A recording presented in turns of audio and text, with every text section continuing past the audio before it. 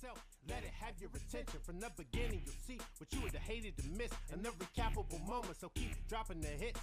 Turn up the volume, grab your favorite seat. So sit back right now and enjoy what's on screen. 58 Live is the place to be for quality broadcast for you to see. They deliver prime coverage like Amazon. No matter what day of the week you see them on, you don't need to double check. The truth is clearer than air. Treat it like a viral video and share. There's no comparison, no equal to mention. You can see for yourself. Let it have your. All right, ladies and gentlemen, welcome to a little bit of football action on a Saturday. I'm Bo McMichael here in the Score 58 studio, bringing you a little football action from Savannah, Georgia. I got two great announcers sitting by my side. We got Dorian Johnson and Craig Chapman about to call this game. Before we bring them in right now, getting ready for the coin toss. Sit back and enjoy it. We're live on multiple conduits, Vimeo. You can stream that on Roku, Android, or Apple. And any type of smart TV, download the app. Watch us on Twitter. Watch us on Facebook or YouTube. Gentlemen, how are we doing today? Doing well. Outstanding. You can't argue with the word outstanding, in that situation. It's nice and overall-wise, but it is February 5th. We are getting ready for a great matchup between the Hilton Head Sharks and the Arendelle Warriors. If we mispronounce that name, I'm going to blame it on who? Who do we want to blame it on? Blame it on me. We can blame it on the rain because the rain don't mind and And the it rain don't don't care. We'll give it a little bit of an idea. Gentlemen, live in the studio, talk to me a little bit about what you think can happen in this particular game. Go with it. Well, we have never gotten a chance to see the Arendelle Warriors play, although they have great uniforms, I'll say that. Yes, I like anything with maroon. I'm with that as well, so that's good. We've had a chance to see the Hilton Head Sharks before, and so from a standpoint of what we're going to see, I would think that Hilton Head's going to come out and traditionally in the past they've been a very explosive offensive team and a solid defensive team. And with them not playing in a league, with them being an independent, they've already tried to play, 3 or 4 games this year. And so they should be starting to round into some form. They started in January. We're sitting here on February the 5th. So they've been at it for about a month now. And, I'm looking for them to be in sync early on. And, from the Warriors, we're just going to have to wait and see what they present us. From the looks of it, it looks like when you bring 64 guys to the party, looks like you're ready to go to me. I would agree with you on that concept. Dorian Johnson, your thoughts? I was talking with Craig earlier. We were discussing the rosters. The Warriors have around twice as many players as the Sharks do. So it depends on how deep the talent is on the Warriors side, but that definitely could contribute later down in the game, third, fourth quarter, especially late in the fourth quarter. We'll see. Well, it's always nice to get that first game underneath your belts and getting going to kind of look at it overall-wise. Now, we want to apologize if we don't get the numbers correctly with Arendelle. Even though they do have the Warriors have a maroon background, we should be able to do that with the camouflage. I love the white jerseys on black numbers. That's always enjoyable when that comes about. Well, ladies and gentlemen, sit back, enjoy the game of the week. And we'll get started here and have a little fun. I'll hand it over to the two gentlemen right before this kickoff and let y'all get going. If you want to talk about the sponsors of the game right now, let's go ahead and listen to that one real quick there, Dorian. All right, so Hilton Head Sharks wanted to personally thank this year's 2022 sponsors, which are the following: BSN Sports, Group 3 Designs, Razor Construction, and Oliver Kitchen and Bath. Thank you for sponsoring this year's 2022 Hilton Head Sharks. Just to give you an update on the rules we'll be playing today, 14-minute quarters. Overtime will be NFL rules, and all special teams will be live and in color. All right, so we work with a full game here. And right now it is a balmy 53 degrees. With a 9-mile-an-hour wind coming out of the east-northeast. And it should be a great day to play football. Almost a perfect day for football. Almost. It is not a perfect day to play football in where we're at because it's cold. Yeah. So if you hit somebody here, you would hurt. And the sun's out. Looks like it looks like there's not a single cloud in the sky. So it should be once again a very good day for some football. Sun's out, guns out. Here we go. Yes, sir. So Hilton Head will kick off. The Warriors will receive. So we'll get our first look at the Warriors offense today. And I'm interested to see how special teams plays out because this will be the first game we've had this year where special teams will be live. Nice. Yeah, we've done 2 preseason games this year, and both of them their special teams were not live. So we will see how the special teams on both sides, on both teams, will work out. Dorian, what do you think some of the keys will be to today's game? Well, I think if you are the Warriors, you're going to see, you want to check out, see if your depth will overtake the Sharks. Like we were talking about earlier, they have pretty much double the amount of players the Sharks do. So the only thing we have to be concerned with the Warriors is our quality of depth, quality of players better than the quality of players that we have that the Sharks have. So that can definitely contribute to a win or a loss depending on how everything works out. And I am going to be looking at all those fun things that I always talk about. Special teams, center quarterback exchange, turnovers. More importantly, what happens on the turnovers. We had a game this year already where it was a 6-0 game and a fumble return for a touchdown turned the whole complexion of that. It went from a 6-0 game to a 20-6 defeat. So should be interesting.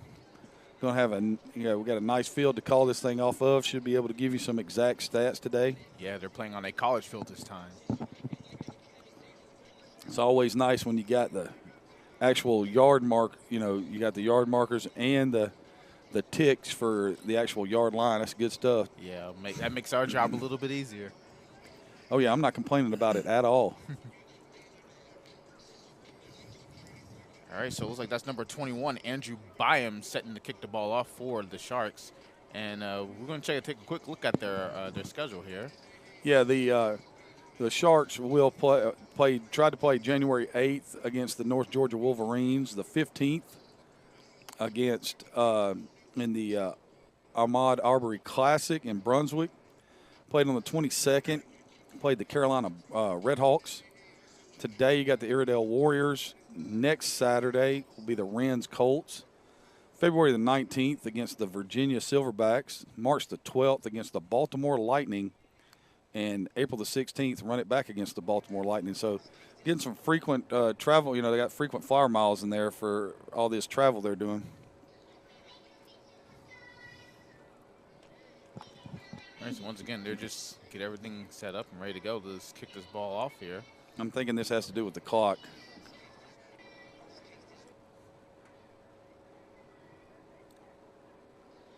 So here we are at the Low Country Classic. Hey, just to give everybody a heads up, we are going to drop down to 720 just because we're getting too much interference on the 1080. Even though they're about to start it, we might miss the kickoff. I already went ahead and spoke with my wonderful production person on the site, Robert Reed, and said, hey, let's go ahead and drop it down and not have to worry about it buffering too much on us. There we go. I was trying to plan ahead. I got excited about the 1080, and then it did not work on us on that part. It was freezing, and I just didn't like the way it looked. So we'll get this thing started. If we do miss the opening kickoff, we deeply apologize, and we'll get the thing back up and running here very shortly. All right, so gentlemen, one thing exciting about semi-pro football is what? Help me out. Well, for me, watching semi-pro football is that you never know what you're going to get from week to week. All right, there, Forrest Gump. This is not a box of chocolates, my friend. Come on, man. I like it because, you can't really take a storyline from one game to the next. What you can take, however, is that you're going to see something today that you've probably never seen before in a football game. Okay. We saw it last week. We had a 2-yard touchdown drive that ended in a 7-yard touchdown pass. Yep. We had a 4th down conversion that was incomplete with about 2 minutes and 28 seconds on the clock, and then somehow, some way, they got a first down. They got a first down out of it. So it's going to be interesting to see what happens that we don't expect to happen. That's always one of the things about, doing this is the unexpected shows up, and it's always fun to talk about, whether it's 5 downs at Lenora Park or throwing the ball when you're up by a touchdown and the other team has no timeouts, or fumbling a snap into the end zone when you're trying to take a knee to lose the game. I mean, we've seen all of these things. And, I mean, and it's every week, too. So we had a game that ended up 6-4, and there were 4 safeties. Or, excuse me, 3 safeties. No, it ended up 6-4. There were 2 safeties, but there was a long touchdown pass that won the game. They were actually down 4-0 at halftime. Wow. So, when we're here in studio, anything can happen, and that's why I love it. It's not a wash, rinse, and repeat thing. Never a boring day in the world of semi-pro football. No, there's not. I mean, you never know, what's going to happen, who's going to go off. You get these games where you'll have a running back have 250 yards. You'll have a receiver have 250 yards. It's one of those things. For me, watching it, you never know what scheme's going to work. Some teams run 5 different schemes, and you'll see 4 of them, and then the 5th one is the one that works. So we'll get this thing back up and running shortly here. From our viewpoint, I don't know if they've started or not. We'll find out soon enough. I don't think they've started yet. They've just now adjusted the clock. It was originally at 12 minutes. Now it's back to 15. Yep. Should be at 14. Well, don't make it difficult. Now that's one thing I did see that was very interesting. They did drop it time down from 15 to 14. So.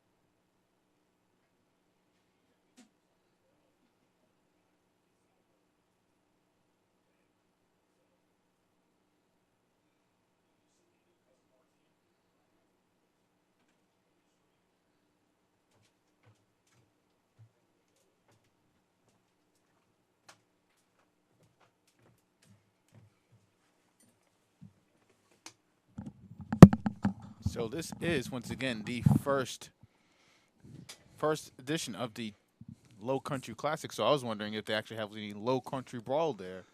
It would be nice, and if they could send it to us, we would appreciate it greatly. Oh, yeah. Definitely. Some crawfish, some corn, potatoes. Good eating. Why are you trying to make me hungry, man? I'm sorry.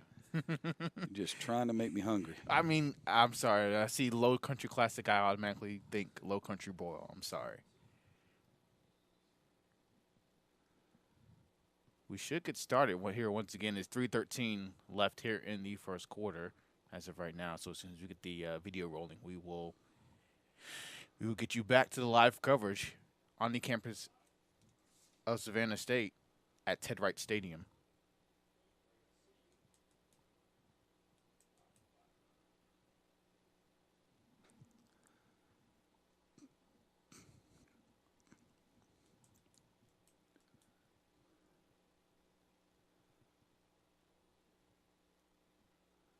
All right, looks like we'll be back up very, very shortly in the next few minutes.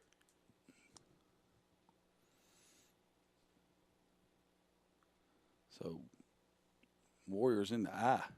Yes, sir. Old school. Hand off the tailback up the middle. He stopped right at the 45-yard line by the Sharks defense. Looks like that was number 30, the running back there on the carry. Latchson Smith.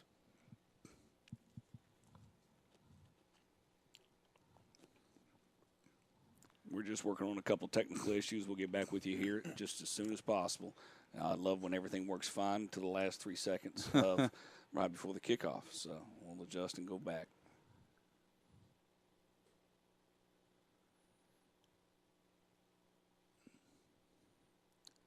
Now straight out of the eye to guns. Split backs. Yep. Quarterback takes a snap, drops back, looks and throws right down the right side of the field. Oh. Just out of the reach of the receiver, it falls incomplete. Looks like that was number 6. Excuse me, that's number 0. Man Armstrong on the coverage there for the Sharks. And we'll get down the distance relatively shortly. It's going to be 4th down and about 5.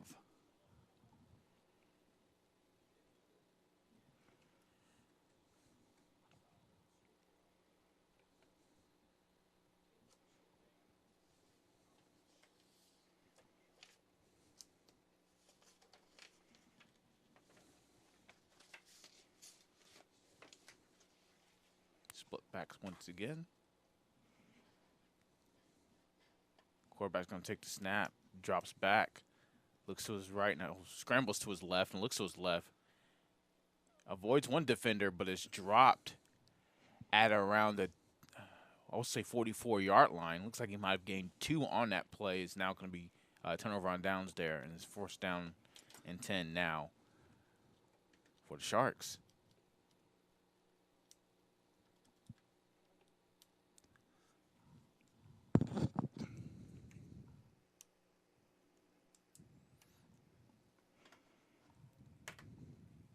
Feet's falling asleep already.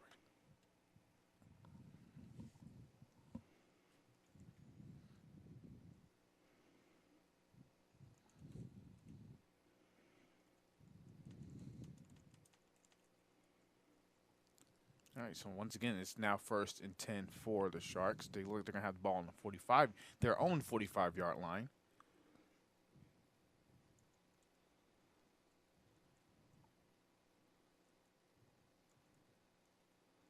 We have 2 receivers at the bottom, one at the top with the wing back at the top as well.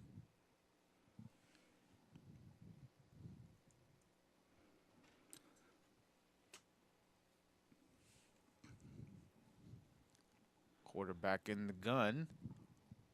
Actually, take that back. That's the running back, number 7. He takes the snap and hands it off to 26. He runs to the left side of the field. Give him 5. That'll be 2nd down and 5 right there. Little kind of a spread look. Give a little sniffer back to the left right there. Bring 2nd down and 5 right here. Ball will be at the 50. That was Frederick Poindexter, number 26, on that run. Mr. Poindexter almost got to the edge. And if he would have got to the edge, it might have been really interesting because didn't have a whole lot of, people out there in force. He got tackled from the inside. So 2nd and 5 right here for the Sharks. Looks like they're going to be in the pistol this time. This is number 7, Stacey Eakins as the quarterback. He's in the pistol with Poindexter behind him. Looks like that was an option, speed option there, and he's corralled in the backfield by the Warriors defense. Loss of 3 on the play. It'll bring up 3rd down and 8.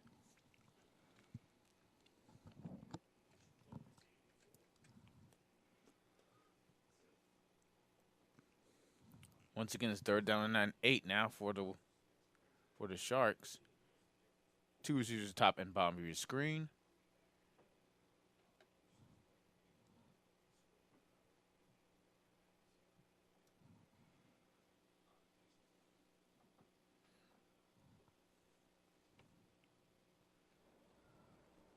All right. It looks like we finally got it going. Good old-fashioned technology. So here we go. Back to live. Hey, we just picked that up right where we didn't want to pick it up.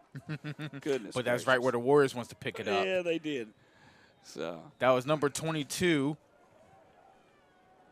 Derek Doolin, on that fumble recovery for a touchdown, and it's now 6-0. Warriors are up over the Sharks. I think they'd actually call that an interception return for a touchdown. Oh, never mind. Just because it went forward. Instead of a batted pass. Yep. Yeah. You know, you got to love technology. I appreciate everybody with their patience, man. It was a good you on there live on the air. Goodness gracious, man. You know, we have a lot of caffeine for you there, big man. You know, you act like it's the middle of the day. You've been working all night. I'm just messing with you, buddy. I've had a long week so I know far. you have. I know you have, buddy. You've worked with me a great deal doing soccer and then also running your other job here. Yes, sir. So they will look like they're lining up on the 15-yard line. The normal NFL is what, 20? 15. It is the 15? It is. Okay, so it's a 32-yard field goal. Nice. I love that they're kicking two. That's great. Instead of going for two. Snap, hold, kick is up. And that is no good. Looks like it was a little far to the left there. Did you have number 22 on that interception return? Yes, sir. Derek Doolin. 9:57 remaining in the first quarter. We might be able to bring back the clock here at the second half, but we're not going to overdo it. We're just glad we got it up and running, gentlemen. I'll let y'all take it away, and I'll bring you some instant replays, and we'll have a little fun here. And our action live from Savannah State University. I'm Bowman Michael with Dorian Johnson and Craig Chapman, bringing you on the Score 58 Network a little Hilton Head Sharks and Airedale Warriors out of North Carolina. Hey, if you're looking to catch up with the Sharks on social media, their Twitter handle is @HHSharks1. They have a website, www.hhsharks.com. Facebook is the Hilton Head Sharks. Click like, and their Instagram is HH Sharks Football. After today, the next two games for the Hilton Head Sharks will be the Wren Colts on February the 12th at 5:30 p.m., and then the Virginia Silverbacks on February the 19th at 5:30 p.m. The Sharks organization was founded in 2012 by twin brothers Daryl and Ronaldo Mitchell, who both played 4 years of football for the Charleston Southern Buccaneers. All right, now the Warriors will kick the ball off here. That's going to be caught at the 10. Got some room right here. He's got some space up the middle of the field, and it goes tackled at the 35-yard line. That's a 25-yard return there. But I want to say that's number 10, Ronaldo Mitchell. Excuse me, check that. That's number 0, Man Armstrong. And once again, this ball is going to be Sharks going to have to start this drive here on their own 35-yard line. Looks like the weather's messing with us again. Here we go. Back at it. So 1st and 10 at the 35. And I'll learn to be quiet about technology. Technology is your friend and your enemy. Always is.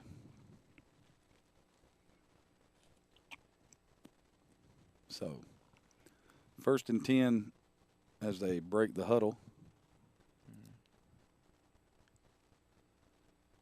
We'll get some further footage shortly. So, you know, about the worst start you could have if you're the Sharks. You know, first thing is a tip pass for an interception return for a touchdown. Mm-hmm. Then you come out and you lose 4 on 1st down right there. And that brings it 2nd down and 14. And we apologize for the choppiness of the feed right now. Trying to work on getting it ironed out for you guys. Yeah, we just have a bad signal, unfortunately, so. A little quads look right here. Yeah, running quads. Going to have 2 on the line, 2 off the line.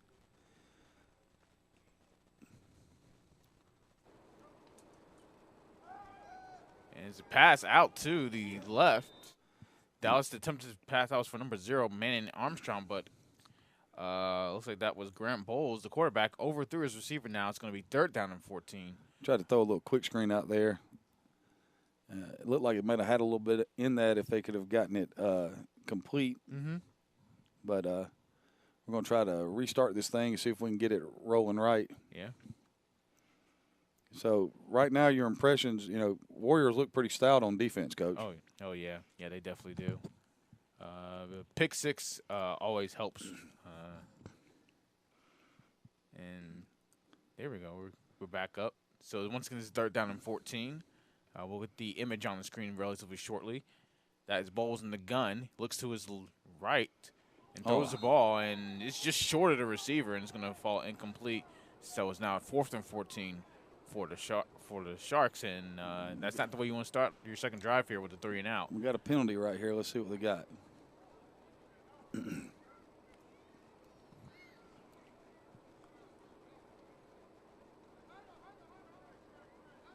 Yeah.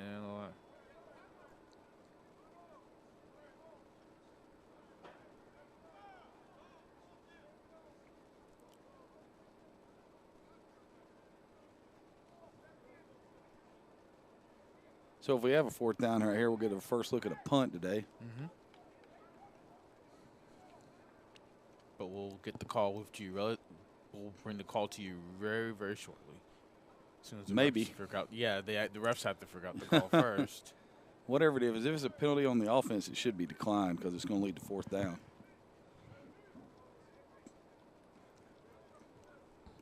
This has been a very lengthy discussion here. Absolutely.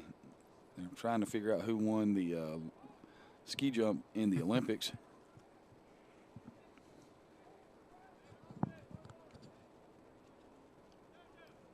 Actually, it's like we have referees over saying it's 3rd down, so this might be on the Warriors here. We'll check the call once again. So I don't know what we've got right here. We got illegal shift. So it's like the Warriors will take the penalty and the yards. So it's now going to make it what we'll say 3rd down and 19. But they didn't back it up. Yes, they did not. Okay. Anyways, 3rd down and 19 or 3rd down and 14 for the Sharks. Okay, so Bowles is in the gun. He looks to his right and just throws it deep to 7. There's a caught. Actually, he dropped it. Look, he caught that ball for a second. That was number 7, Stacey Eakins, the attentive receiver there. And he was open. Did a good job of high pointing the ball, but fortunately when he brought it down, the defender, you see the defender knocks it right out of his hand as he's coming down. So it's not going to make a 4th down now for the Sharks.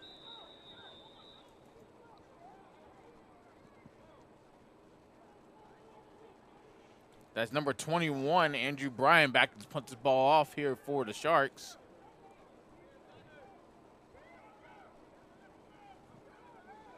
Sharks are still getting some personnel figured out here on this punt. And it looks like they're going to call a timeout here. And that'll be Hilton Head's first time out of the first half. I would expect, though, after watching that play down the sideline, that we're going to get to see a lot more of that. Oh, yeah. Rightfully so. He was open, and he did an excellent job of high pointing the ball. But good job of the DB of going up through the arms to separate the ball from the receiver right there. Yes, sir. So I'm going to get a look at our first special teams action outside of a kickoff today. And this is the most terrifying play as a head coach. And I can tell you that because it doesn't matter what you do. You scheme. You have the greatest game plan offensively, defensively. Ask the Green Bay Packers what special teams will do to you. I mean, they lost a playoff game at home, and their defense did not give up a touchdown. Now, true, their offense only scored 1 touchdown with the guy that most people think is the greatest quarterback walking on the planet. But he's pretty good, but I beg to defer that one. Well, the thing about Mr. Number 12 in Green Bay is that the weather doesn't seem to bother him. You know what I'm saying? Mm-hmm. He handles that stuff pretty good. That guy's got to move up. He's not on the line of scrimmage. Here we go. So we're seeing 4th and 14. That goes over the head by him, and he recovers it. Nope. And he's going to try to run here, but he's going to be tackled at the 5. I actually checked that is number 20 as the punter, Brandel Jenkins. And if you're the Warriors here, you can't. I know you were talking about special teams, but if you're in the Warriors, this can't get any better for you. It's 1st and 10, and you have the ball on the 4-yard line.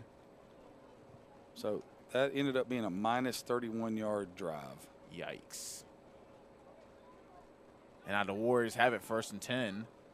I mean, that's just about as bad as it can get right there. Except he could have went over his head into the end zone for a safety. Yeah, it could have. It could have exactly done that. All right, so it's 1st and 10. Ball is on the 4-yard line of the Sharks. Warriors have it. Quarterback's under center. Takes the snap. To the fullback, to the 1. This is going to make a 2nd and goal. Ball's going to be at the 1-yard line. Or at the 2-yard line, so give them 2 right there.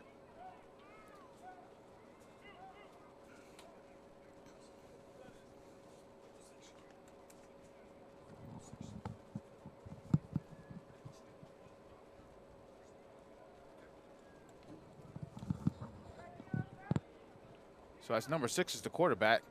Mike James under center. Hands the ball, fakes the ball to tailback this time. Runs to the right. A boot. Has the receiver wide open. And he almost drops it but catches it into the end zone. And that's another 6 points for the Redskins. Warriors. Number 11 on the reception, that is Brandon Ford. We have a flag on the play, so let's check and see what the flag is.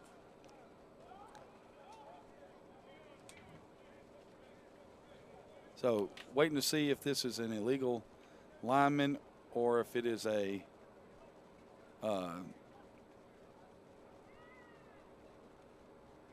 trying to figure out what ball to take. Kicker's trying to give him the kicker ball.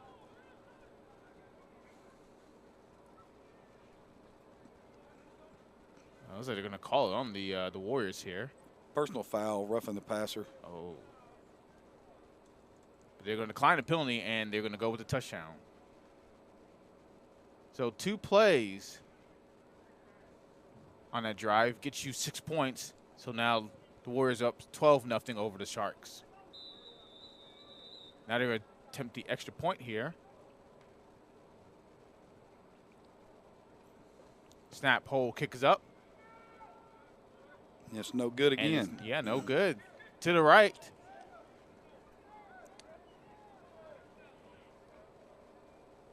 And with 7:01 left here in the first quarter, Warriors are up over the Sharks 12-0.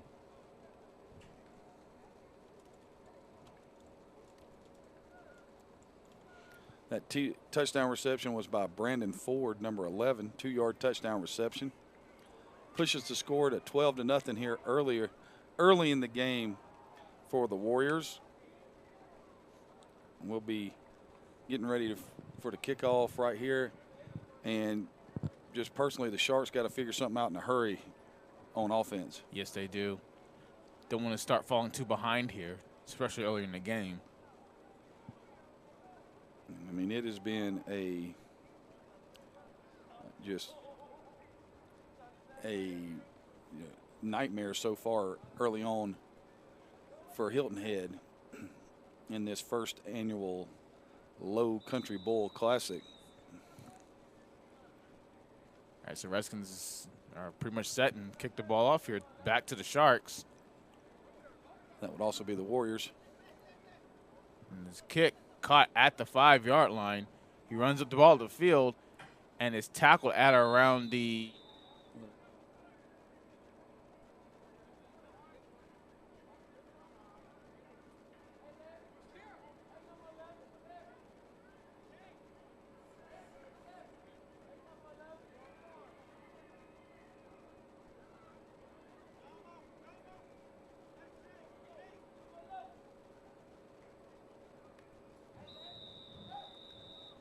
So it's going to be 1st down and 10. Ball be at the 27-yard line right here. And if you look at it from a Sharks perspective, they've gone from the 45 back to their 35. Now they're on 27. So it's getting worse. Yeah, they're going to have to figure something out here. So 1st and 10 right here, and they need a big play. Need something to give them some energy and flip the momentum. I say you do what you did last drive. Throw a deep pass on the sideline to number 7, Stacey Eakins. And maybe you'll get lucky there. They almost got lucky on the last drive. So, once again, 1st and 10. Ball is on the, it's like we're going to say 27-yard line. That's Bowles under center. Now we're going to be true under center now. A little double wing look. 2 receivers at top and bottom of the screen. They're in the slot position. And they're going to hand the ball off to Armstrong. He just slips and falls down at the 25-yard line. Loss of 2 on the play. It'll bring up 2nd down and 12. And right now, anything that they try to do is, for a lack of a better word, ineffective. Yep. And, you know, the funny thing about this is we talked about it pregame about how people will go from one system to the next scheme to the next scheme. And right now you're getting to see it live and in color. And, you know, hopefully the Sharks find something that works for them. There's the jet. Jet to number 10. He tries to break outside, able to have a tackler miss, and might have gained a yard-ish on that play. That was number 10 on the carry, Ronaldo Mitchell. They're going to give him back to the line of scrimmage. That's it. So we'll say 0 yards on that attempted run, and just going to make it third and 12 now for the Sharks. Be interesting to see if they throw this thing down the sideline again. I don't see why not. I think it's a smart decision. Either that or throw that, you know, kind of, you know, they ran a smash concept and they had the corner route open. So either one of those would be a good thing. The quarterback is getting the football out of his hands in a hurry. So once again, it's 3rd and 12 now for the Sharks. Bowles is in the gun. That's number 14. Dominique Dupont to his right. 2 zeros top and bottom of your screen. Here comes the blitz. Bowles snap, just immediately throws it out to the throws it up to the seam, and looks like him and number 0, man, Armstrong, were not on the same page, and that's going to make it, pass is going to fall incomplete. It's going to make it now 4th down and 12.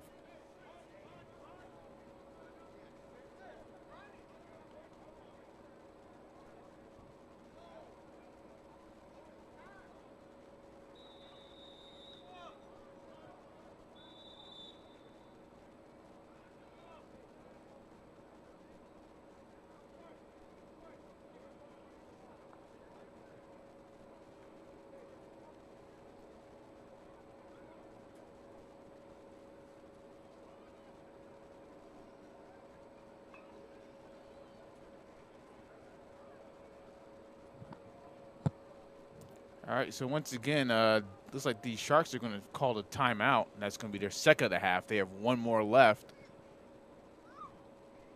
here in the 1st quarter.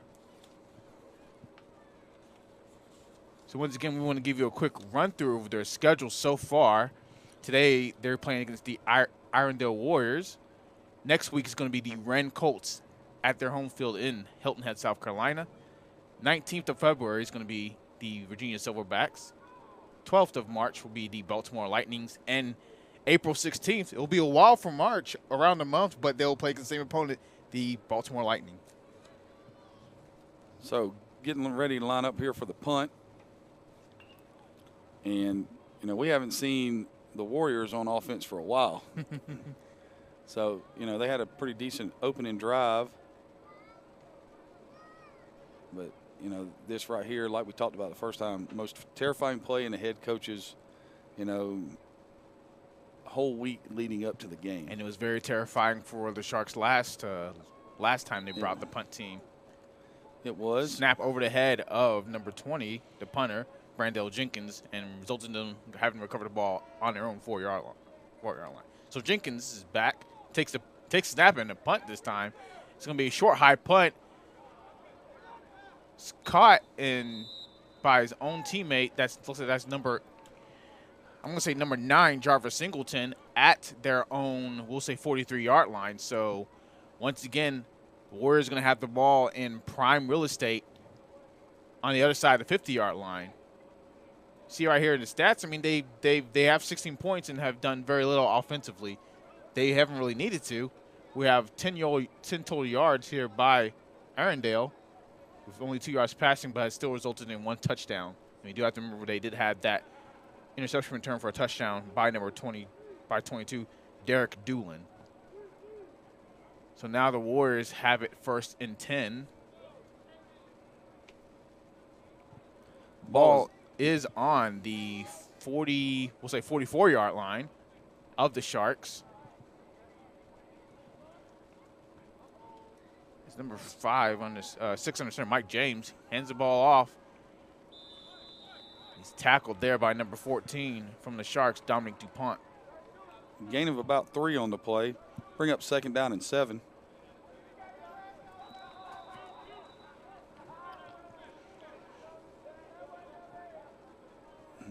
That looked like that play had a lot left in it when he cut back right there. Thought he was about to come out the backside of that. Big defensive series right here for the Sharks. Yeah, they need to force a turnover or something, or 3 and out. Just anything to stem the tide right now. 2nd down and 7 for the Warriors.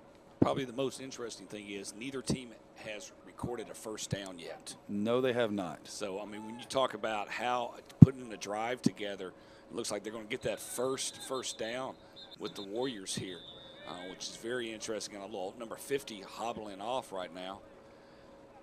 Got that nice twisted ankle. That is not any fun. Are they going to spot it for a 4th down? Nah. I wouldn't think so either, but he flipped it. He's on the wrong down. That's all that is. Okay, Whitecap finally said, all right, it's a 1st down. After this play, I'll put up the schedule. See, I can talk a little bit about the Warriors and the conference they're in. We're coming to the waning minutes here of the 1st quarter. So thank y'all so much for dealing with our technical issues. Love getting that out of the way here early in the game, 12-0. Will give us a nice little recap before we get started here in the 2nd quarter. All right, that's James under center. Hands the ball to the fullback this Ball's time. on the He ground. fumbles the ball forward, and the Sharks are saying they recovered it, and they have.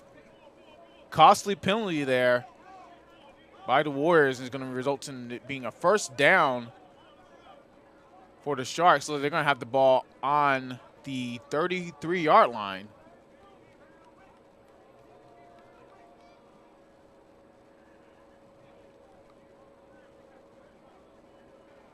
They had a nice little drive going right there, too. Slowly running the ball, and unfortunately the fullback fumbles it there. And that's what the Sharks needed in a bad way right there. They needed to stem the tide a little bit, get off the field, do a good job. Now they need to put something together themselves. I definitely agree with you on that.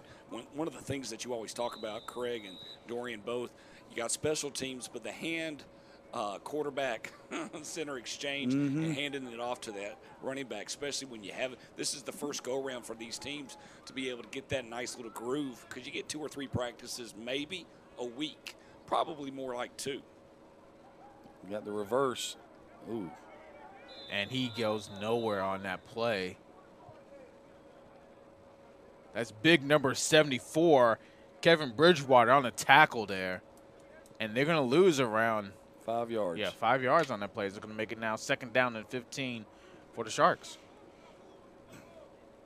Don't have a problem with them going for the reverse right there. A little sudden change action. But, you know, normally when you're doing something like that, you're really heavy going one way.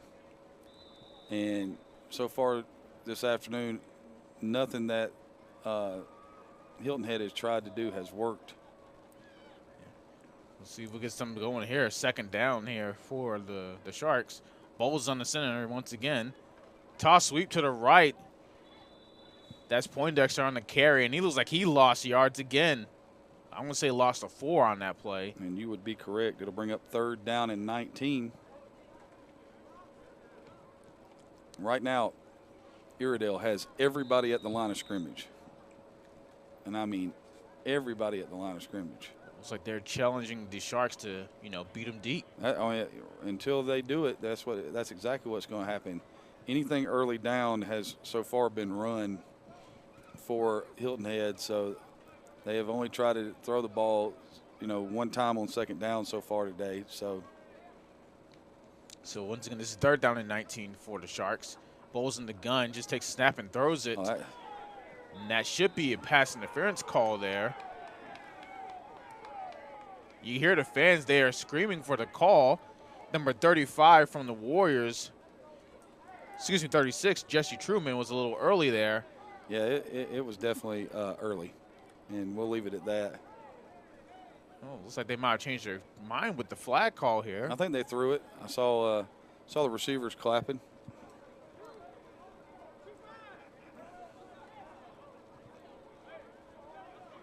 So, playing with NFL rules, that'd be a spot of the foul and a first down right here. And that would be the first down of the day for the Sharks. Yep. So once again, we'd like to give a special shout out to our sponsors from Hilton Head for the Hilton Head Sharks. That's BSN Sports, Group 3 Designs, Razor Construction, and Oliver Kitchen and Baths. And here's a quick look at the schedule for the Arendelle Warriors here. So they opened up today with the Hilton Head Sharks, then come back in action on the 26th versus I guess that's the Triad Tigers. And then on the 5th, you have the RVA Tomahawks. The 12th, the Gaffney Braves. The 19th, Carolina Gators. The 26th, they'll be at the Tri-City Gladiators. On April the 2nd, it's the ANDP Ducks. The 9th, the Triad Outlaws. They're open on the 16th, and then to be announced, and we'll finish that up in just a second. 1st and 10 right here. Pole 6 to snap it, tips the handball to number 9. That's Singleton on the carry. And he falls forward to the 45-yard line. That's Jarvis Singleton on the carry. And that would be a gain of 5. So it's a 2nd down and 5 now for the Sharks. Nice little run there by Singleton, though. He was able to just break the there wasn't anything on the right side of the line, so he just changed field and just ran around to the left side and got some positive yards there. So we had a flag on the play, so they're going to back it up. So they obviously had the ball spotted at the 42, so they backed it up 5. It's going to be 1st down and 15 now. Ball is at the 37 of the Sharks.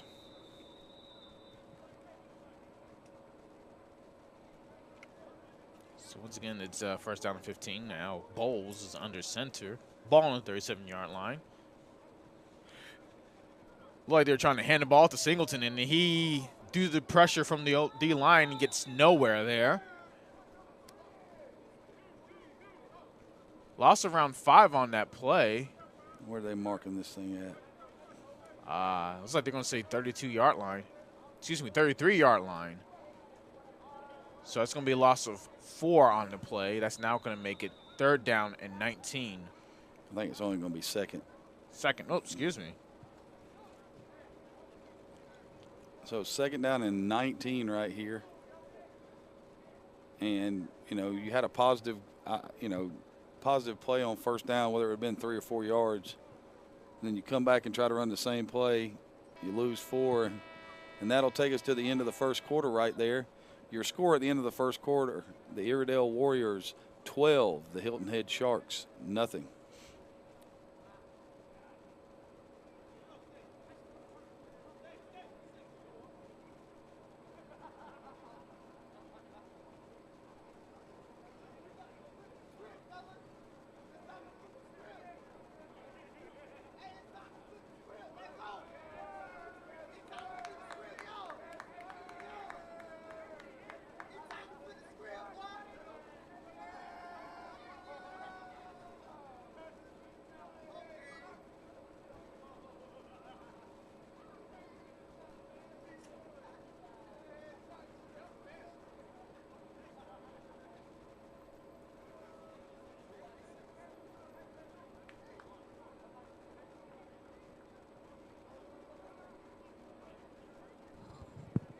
All right, so once again, we want to give a quick shout to our sponsors for the Hilton Head Sharks.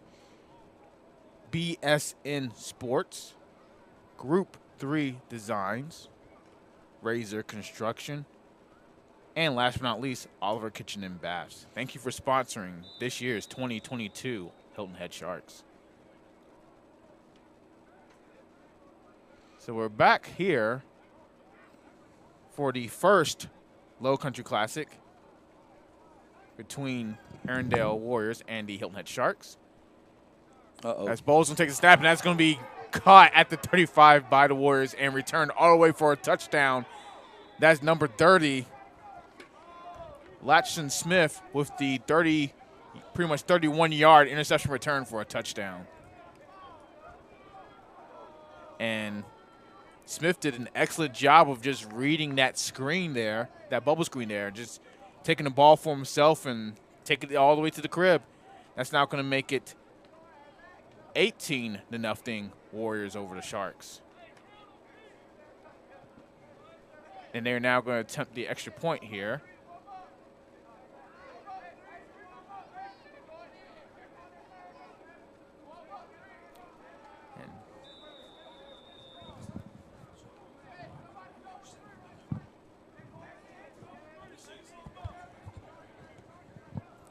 All right, extra point here is attempted. Snap, hold, kick is up, and it is no good.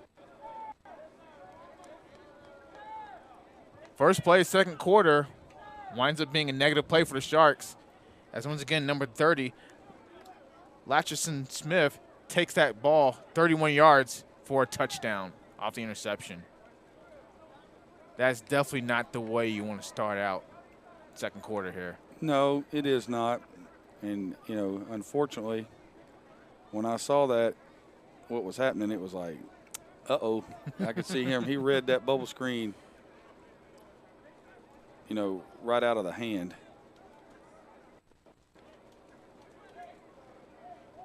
So we're back at that storyline again. The Sharks need something positive to happen right here. They've been close on a couple of kickoff returns. That may be something right here that can help turn the tide for them. Yeah, they're in desperation. They desperately need a big play here.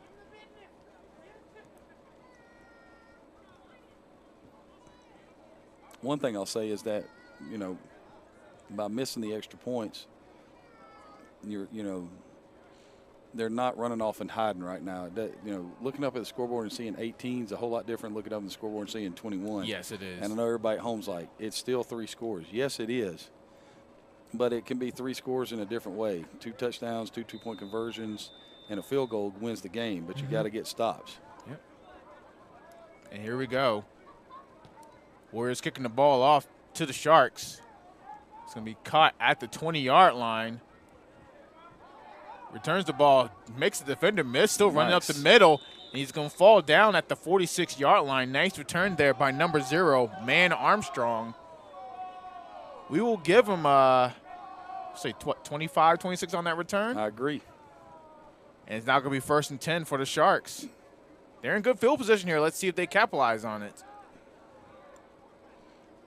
So 1st and 10, ball is at the 46-yard line. Score is 18-0. And we're going to get to see, you know, right now your game plan, whatever it was, might have just flown out the window. Yeah, they're going to have to start probably abandoning the run game a little bit and throwing the ball a little bit more here. Well, I mean, you know, for me, that's the game plan I have when I get up in the morning. You are an air raid guy, so. I will throw the ball, the toothpaste, oranges, pencils to students. And we're trying to get a completion any way we can. Gotcha. And the Sharks are in the same situation right now. They actually have 5 receivers out here. As Bowles takes a snap, throws it to the right, but it falls at the feet of number 7, Irkins. Stacey Irkins. That's now going to make it 2nd down and 10 for the Sharks. 2nd and 10 right here for the Sharks. I think they wanted to throw the screen again because it looked like the receiver up top was blocking down the field. But if they would have thrown the screen again, we'd have been talking about the same thing again. Because they were reading that and jumping it. And it would be, you know, if you have a slant coming in behind that screen right now would be the time to do it. Run a little bubble from the slot, throw the outside slant. There's a huge area to throw it into right now. So 2nd down and 10 right here. Ball's at the 46. And they're bringing out the empty set once again. Bowles takes snap quickly, throws the bubble screen out to the left. He dodges one defender and falls forward to the 48-yard line. That's number 26, Frederick Poindexter, once again on the reception. Looks like he only gained around, we'll give him 3 on that play, so it's going to make it a 3rd down and 7. So Poindexter made a nice move right there, getting around that initial defender, give him about, give himself a chance to get to the edge. So you're looking at 3rd and long again right here. And I'm guessing that if they don't get the first down right here, they're going for it anyway. Yeah, I mean, you're still on your side of the ball, but you're close to the 50-yard line. So, I mean, that's going to be probably average where the Warriors' offenses start have to start getting the possession anyways. When Bowles takes a snap, throws it out to the right flat, and he just drops and falls. And that's incomplete. Pass attempted for number 10, Ronaldo Mitchell, and that's going to make it 4th down now for the Warriors. And we have a flag was just thrown here. We'll check the flag and see what the referee says. And looks like they're gonna call down the Sharks.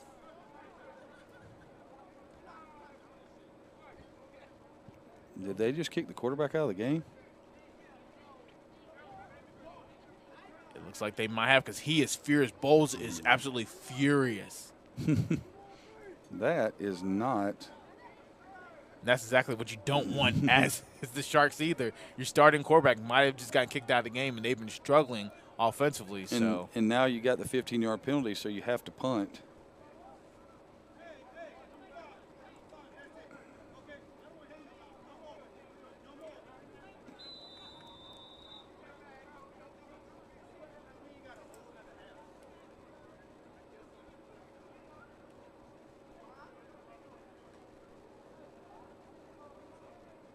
So that's now going to make it 4th down and 23. Yes, it is. For the Sharks.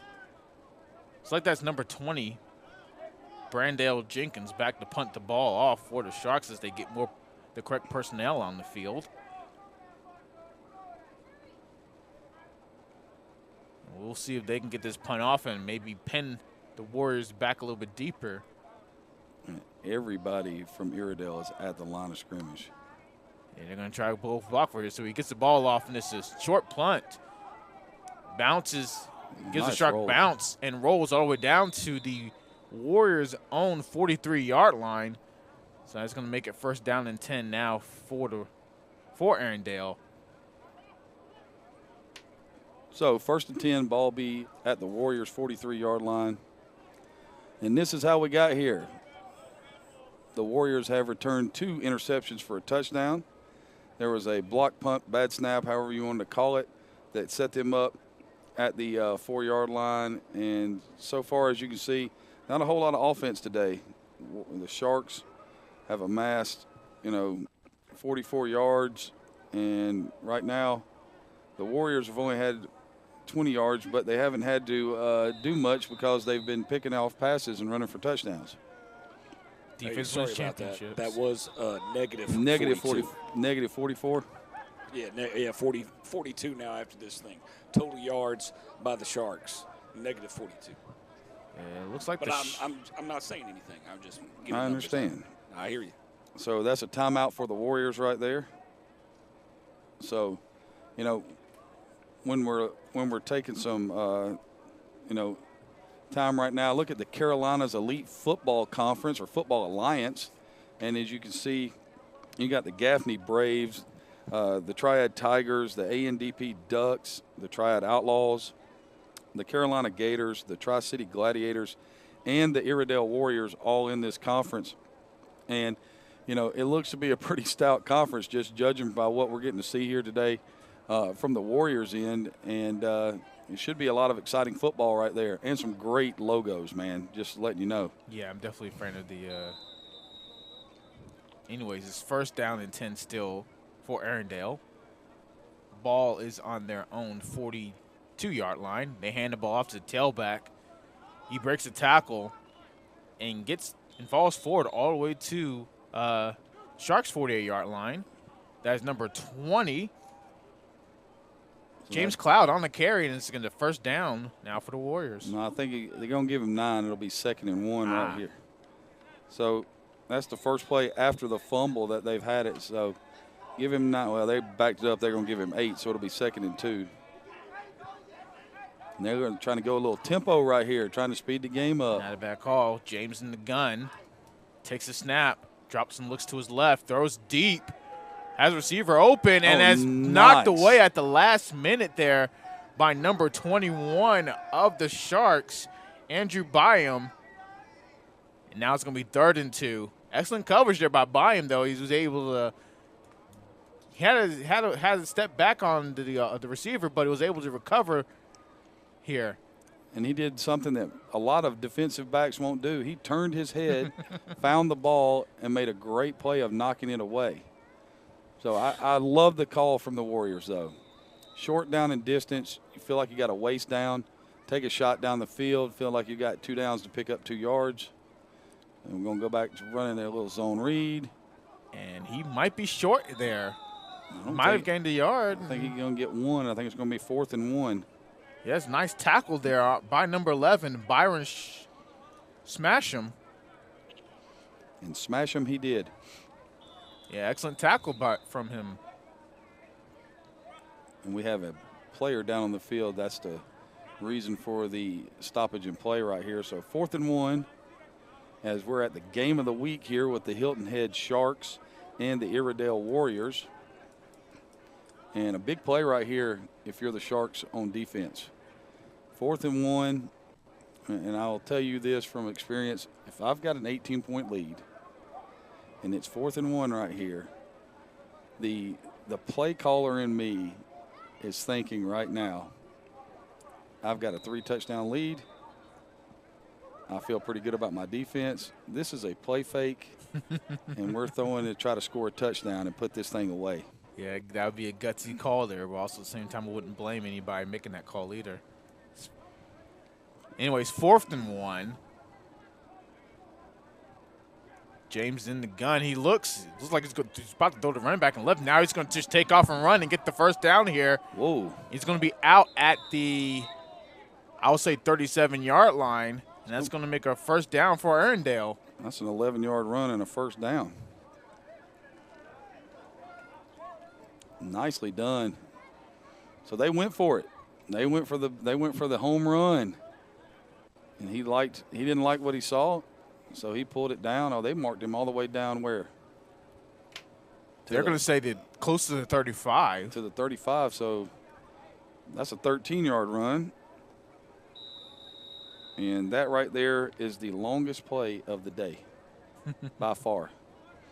Yeah, this has not been neither team has really stretched the field offensively, but we have gotten 2 touchdowns from Erindale on the defensive side of the field, and that's always exciting to see. Well, this is the first time we've seen the Warriors not be in the eye, realistically. Yeah. So anyways, they're in the gun. James hands the ball off to the tailback, and he's tackled down at the 30-yard line. Gain of 5. It'll bring up 2nd down and 5 right there. Nice little inside zone play. Yeah, that was number 20, James Cloud, on the carry. Cloud's having a nice night, or a nice afternoon. I shouldn't say night, you know. That's what happens when you coach basketball. Everything happens at night. 2nd and 5. Warriors staying in that 11 personnel look with tight end right, slot to the left. James is in the gun. He's going to take the snap, hand the ball off to the tailback, and he's going to be wrapped up and falls forward to the 29-yard line. Might have gained a yard on that play. That was a great play inside by, I think that was by number 77. They're going to give him 2 on the play, so it'll bring up 3rd down and 3. Yeah, so it's number 77, Jaquel Howard, on the tackle. That was a really, really nice play. So, once again, we're in the same spot. You got 2 downs to get 3 yards. And so, right now, they're having a lot of success with that inside zone play. I'd be shocked if they didn't do anything and try to come back off with a read off of it. There's the bubble. And it's caught at the 30. He's going to get more than the first down here. He's going to be pushed out around the, I'm going to say, 19-yard line. It's 1st and 10 now for the Warriors. That's a gain of 8. Looks like that was number 16, Derek Marble, on the reception.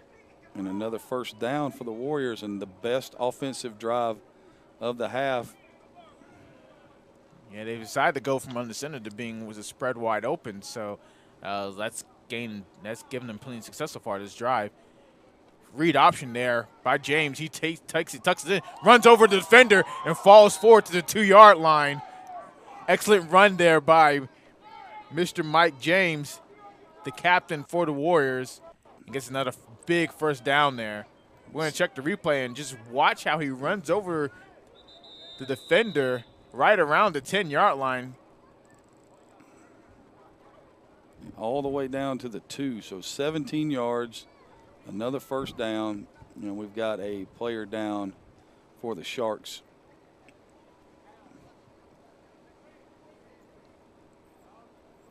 Looks like he's up and going to be, you know. Yeah, so that was got a little hitch in his giddy up right there, but it looks like he's going to be all right. Yeah, that's number 0, Man Armstrong, for the Sharks. First and goal from the 2 right here. Trying to cap off a 57-yard touchdown drive.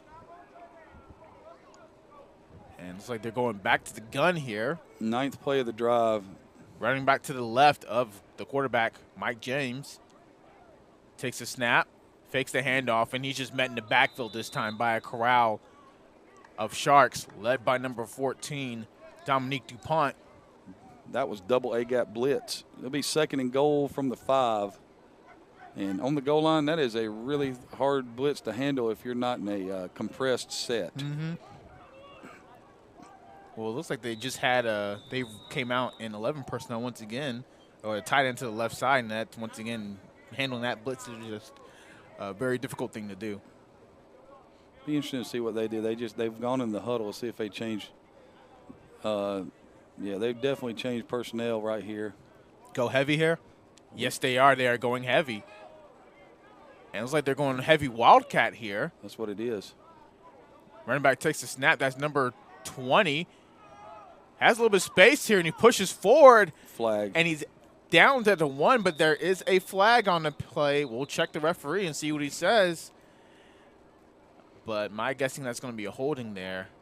Yep, they're going to call a hold on the Warriors. Now it's number 20 on the carry there, Mr. James Cloud.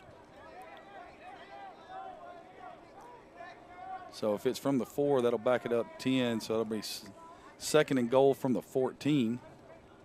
Probably the most interesting thing, this is the first really legit drive by both teams. Absolutely. Right now, Hilton Head Sharks have 17 total plays on 5 series.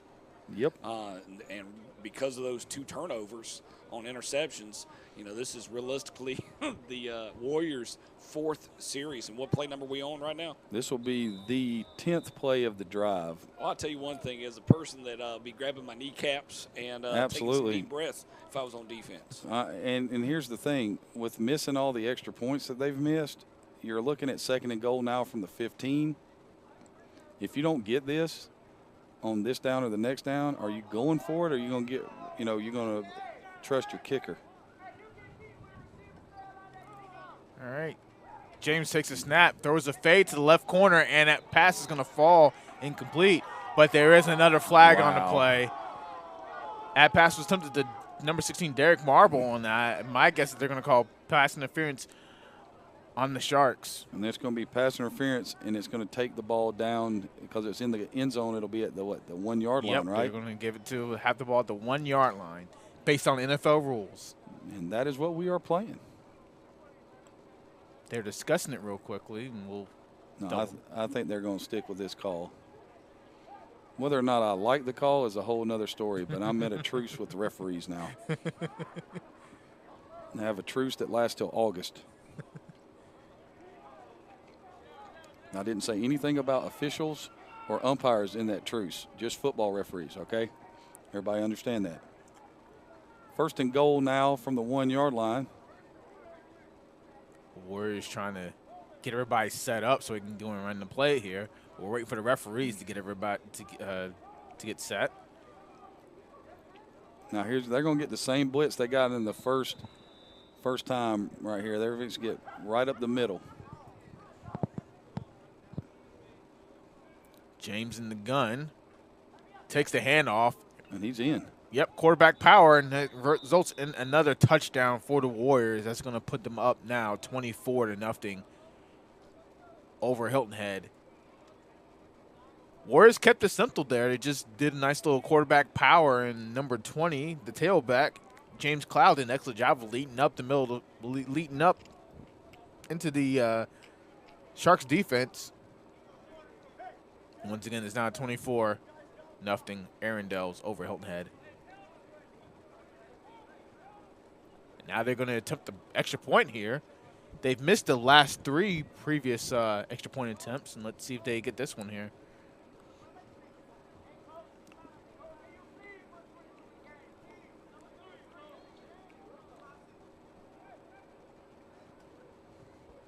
Snap, hold, kick is up.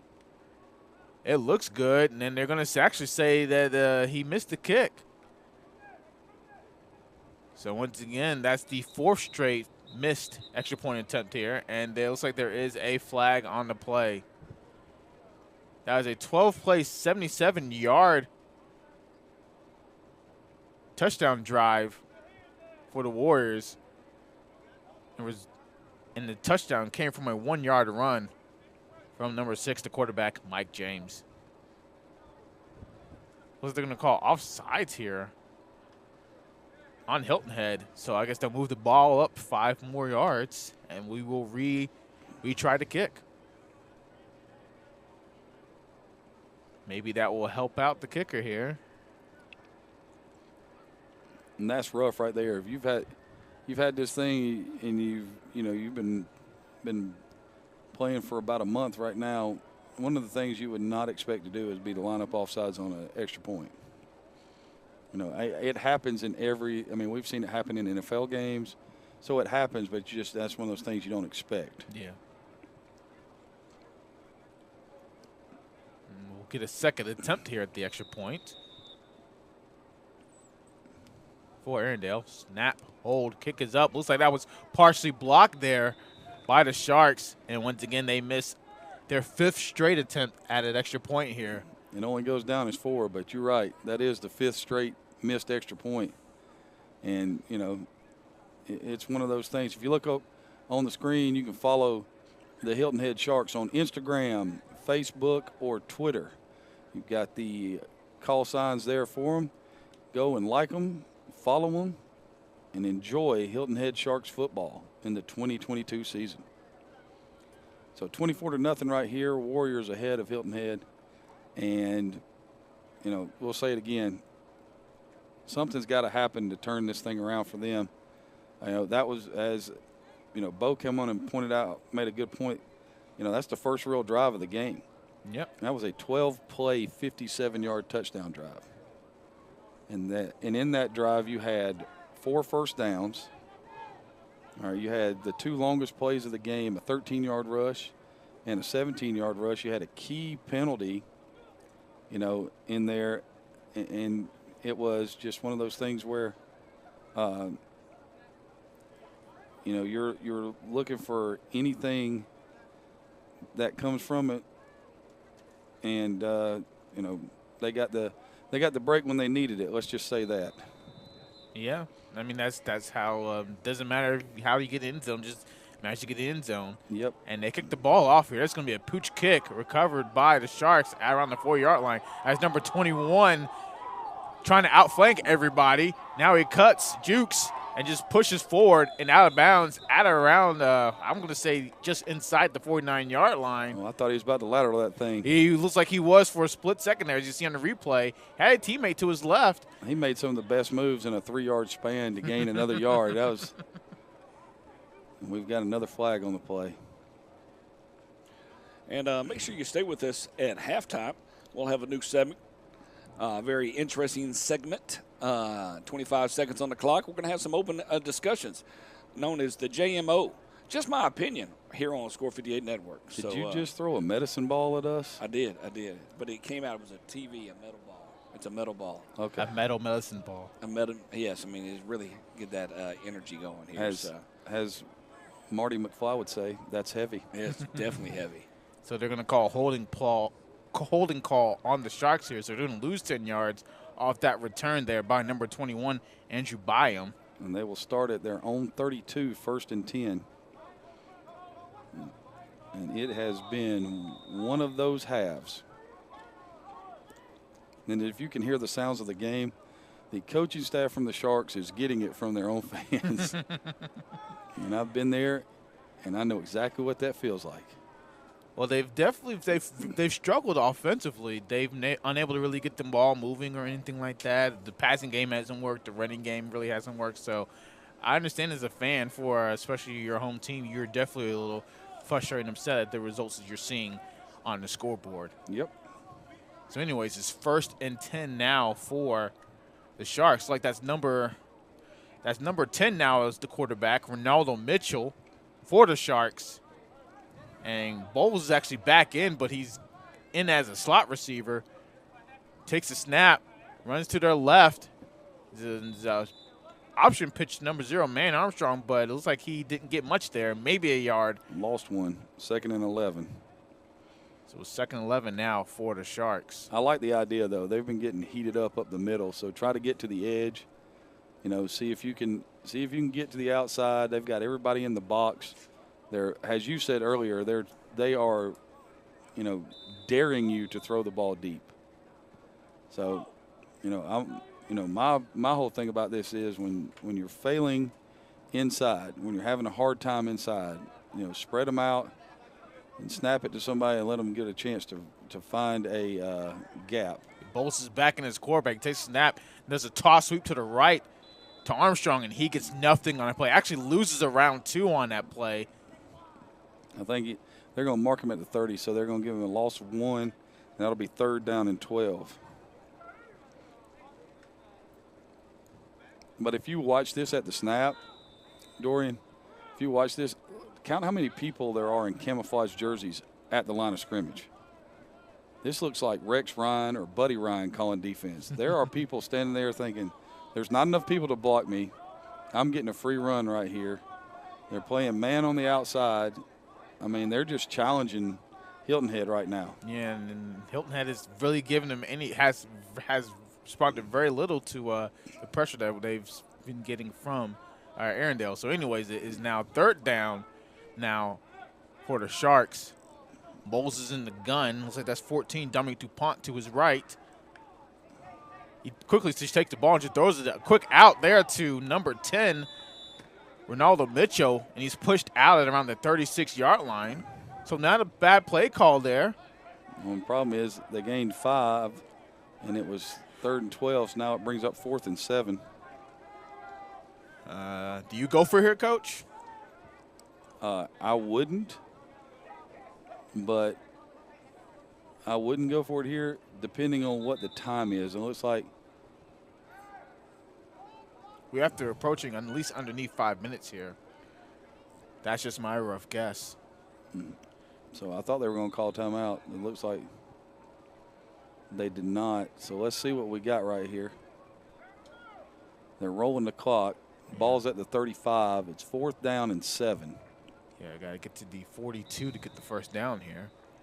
And it looks like the Sharks are still going to go for it here, just based from what we're seeing on the screen. And well, they are. They're going to go for it here. You're down 24. So, you know, in a perfect world, that's 3 possessions with 3 two-point conversions. So they might there's offsides. Let's check the call, though.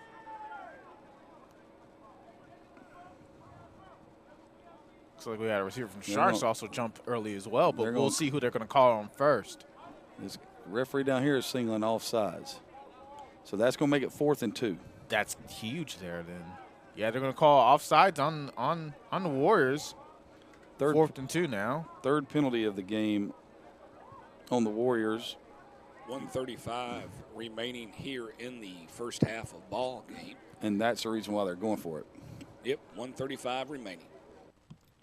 So 1:35 in the game, or in the first half, excuse me. And 4th and 2 sitting right here. And as they come to the line on this 4th and 2 right here, you know, you pretty much think this is this could be one of their, chance for throw the out route. Yeah, Bull just takes a snap. He just throws it up, and that's going to be intercepted by the Warriors. And it looks like he has a good opportunity to make a pick six here, but he's going to be chased down by number 7. Anybody see what number he is? We're checking relatively quickly here.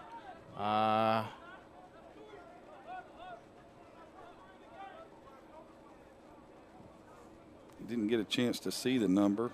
Anyways, that's an interception by the Warriors. I want to say that is number 30. Number 30 again? I don't think so. Number I see a 5. My guess is going to be number 25, Cordera Simmons. All right. Well, and now the Warriors going to have the ball 1st and 10 at the Sharks' 13-yard line. And I'm not sure if you're the Sharks, that's what you want to see here with probably around a minute left here in the game. James is in the gun. Fakes the pass and does a fake draw. Runs to the left side and is tackled down around the 8-yard line. 2nd down now for. Where did they start at, Coach? I want to say they started at the 13-yard line, so that's going to be a gain of 4. And I'll say 2nd down and 6. There you go. Interesting play call there. You fake the pass, fake a draw, and you just take your quarterback run the left side of the field. Interesting play call there by the Warriors. Well, you got your timeout, so you can do that. Anyway, 2nd down. James takes a snap and hands the ball off the middle. He has space, and that's going to be another touchdown for the Warriors. That is number 20 once again. James Cloud on the carry. 8 yards, and that's another 6 points for the Warriors. Excellent job there. Just there is plenty of space up the middle of the field, and Cloud did an excellent job of avoiding what defenders were there in order to get into the end zone. So talk to me. We got about 27 seconds remaining here in the first half down at Savannah State University. Talk to me, both sides, kind of pros and cons. What are you looking for the second half out of the Sharks there, Craig? What can they do? Be successful. They've had a total of 21 plays. They're still in the negative of the total yards. Their best options is to run the ball, but they are trying to pass it. From that perspective, what is your thoughts there? Well, if you're Hilton Head right here, you go in at halftime and you try to concentrate on what we're going to do for the second half. Figure out one thing that you want to, one scheme that you want to run it, and try to run it the best that you can. See if you can get your playmakers in space, and all of that. All the things that all offensive coaches try to do. Try to clean it up and eliminate, all the excess thing. Give them something that, you can do. It can be fast. It's simple, and you can leave here with some, good feelings about what's going on. Oh, yeah, definitely leading into next week. Dorian, talk to me a little bit about – sorry about that from that cough perspective. Apologize. Everybody, you cough now in public. People just literally, I'm out. See ya. I'm not getting out of here on this part. But, Dorian, talk to me a little bit about, if you can, what is the goal for the Warriors here in the second half, you would think? Just walk away with the win. You probably still want to score an extra but this is their first game here all season. So, right now, even now you're trying to kicking game, special teams, working on certain things. What are you hoping to achieve in the sense of moving forward, getting more people involved? What's your thoughts? Because they got a lot of people on the team. Yeah, like we were saying earlier, they have 64 players on the team, so you definitely want to get these less experienced players more experience, but also you want to also walk away without any injuries, considering this is a long season. So you definitely want to maybe get your starters out of the game a little bit and get your backups in and get them some experience. Well, they're going to go for an extra point here, and instead of going for 2 after the penalty. I didn't think that was legal. I didn't think so it was either, but I'm going to just let it roll in my brain and not pick up on it. Everybody's working out their kinks here. Let's see if the Warriors can get an extra point here. Bad snap. And Finally off the upright, it goes inside. He got the doink. He called it. He called it. If you call it, you do get double. I think they actually get 4 points instead of just one. He called post when he kicked it. Right. Post. Yeah, as long as you do that on that part. So, well, we got about 27 seconds remaining. Gentlemen, I'm going to let y'all take it all the way into halftime. We'll let 1 minute go off the clock at halftime, and then we'll come back with just my opinion. And that's all it is. It's allowing Dorian to state his opinion without any, it's just his opinion. Same thing with Craig. I have some interesting topics, definitely sports oriented for right now. We'll see if it changes. It's a good segment. We'll nickname it the AC Just My Opinion segment, but we'll hold off on that one for a little bit. So he never watches us live, so he's far away in some wrestling event. So, all right. Well, Brandon Willis, I apologize with the sheesh. I know you're looking at the score going, hey, we were hoping for a better outcome. But, the nice thing is everything gets to start off this season, gentlemen. And the nice thing is it just takes a little bit of time to get going. We work with a lot of different leagues, AFA, APDFL, the NDFL, so you get a whole different kind of groups of teams and how much they're willing to look at it and take serious and see what they can come up with. And in this situation, to get out and compete is the best thing in the world. All right, so they're going to kick it deep this time. Past everybody, and the Sharks is going to be picked up at the 2-yard line. He's taking it to the house, guys. Look at him. He's at the 30. Got a good chance. He's at the 20. He has a couple blocks there. 30. Oh, cut it back. Never. That's too much energy going in one direction.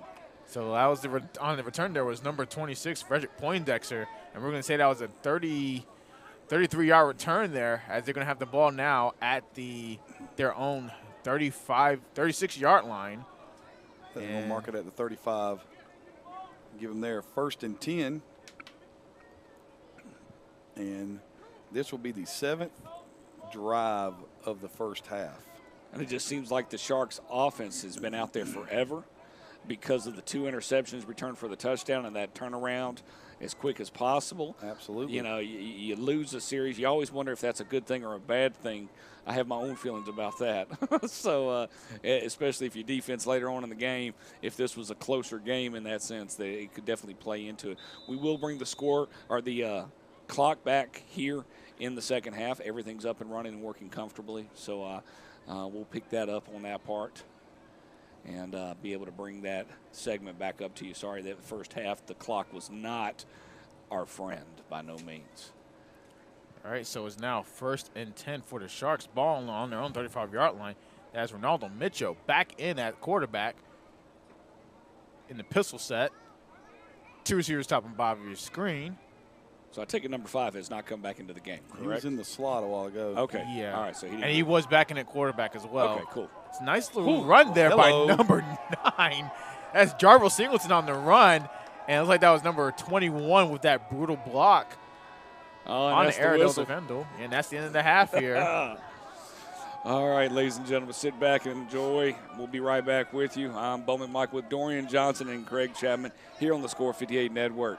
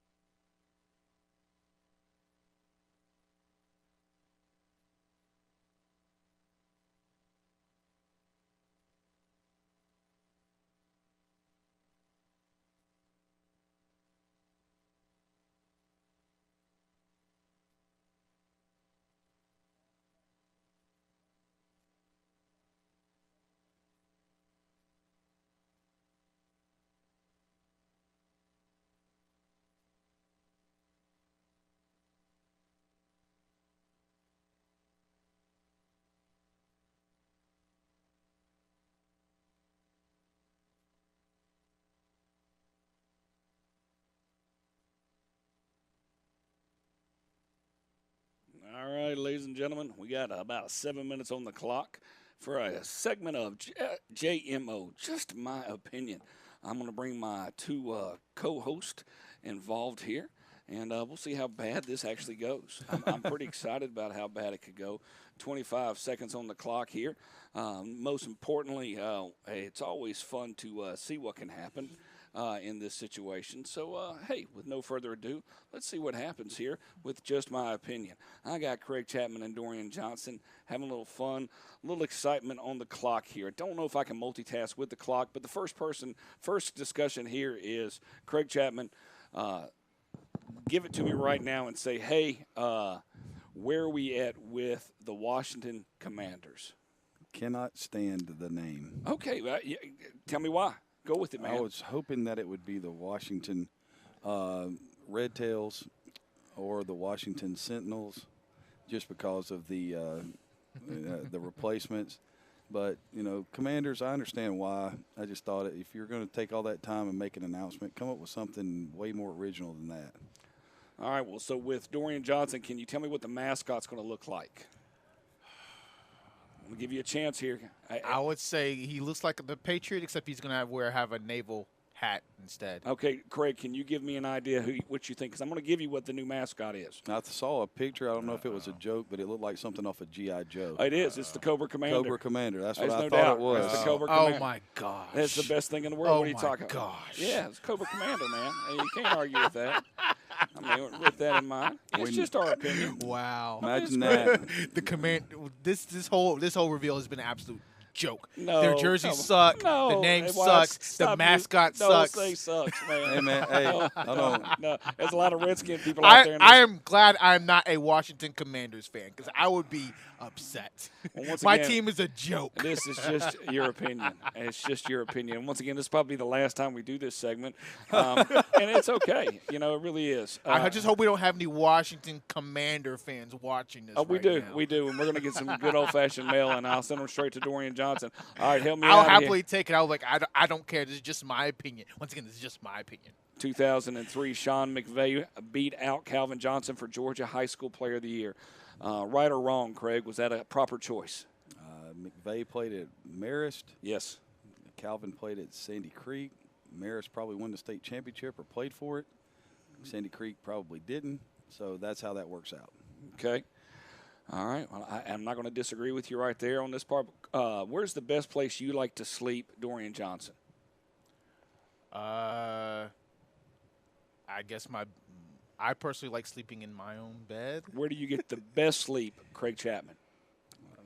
In my own bed. No, they're school desks. You get Absolutely. the best sleep on a school desk. I can attest to that. I know see you it can. every day. Every day, I'm down on that part. So I totally understand that. So the last but not least here, before we get out of here, you've done a great job with just your opinion. Because you have had an opportunity to really experience this, and Fast and the Furious 9, they brought in a gentleman by the name of John Cena. Absolutely. All right. And they went to outer space in a car. They did. All right. So with this in mind here, is Fast and Furious 10 going to be better than 9 with the addition of Jason Momoa? Dorian Johnson, sell me on it. I'm going to say yes. I actually like Jason Momoa as an actor. I think he'll be interesting to see him as a villain. This time, hopefully we get to see him in the Aquaman suit. Again, they're going to be fighting in submarines. Cars that have turned into submarines deep in the Pacific Ocean. Okay. I'm going with that. All right. What about you there, Craig Chapman? Come on, man. You got to give some. Is it going to be better or worse? Because you did see, I did, and I didn't have a problem with it going to space. I won't have a problem with them going to the depths of the Pacific Ocean. Okay. I don't have a problem with Momoa either.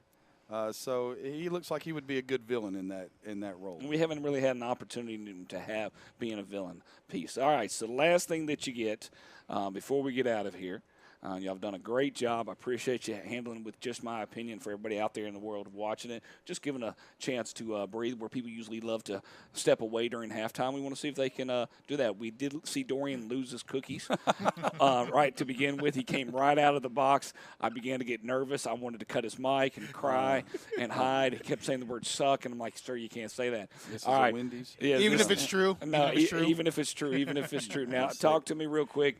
I'm going to let Craig Chapman, you get the first opportunity. Who is going to win the Super Bowl? And give your opportunity to make that choice, and then tell me why you think so-and-so is going to win the Super Bowl.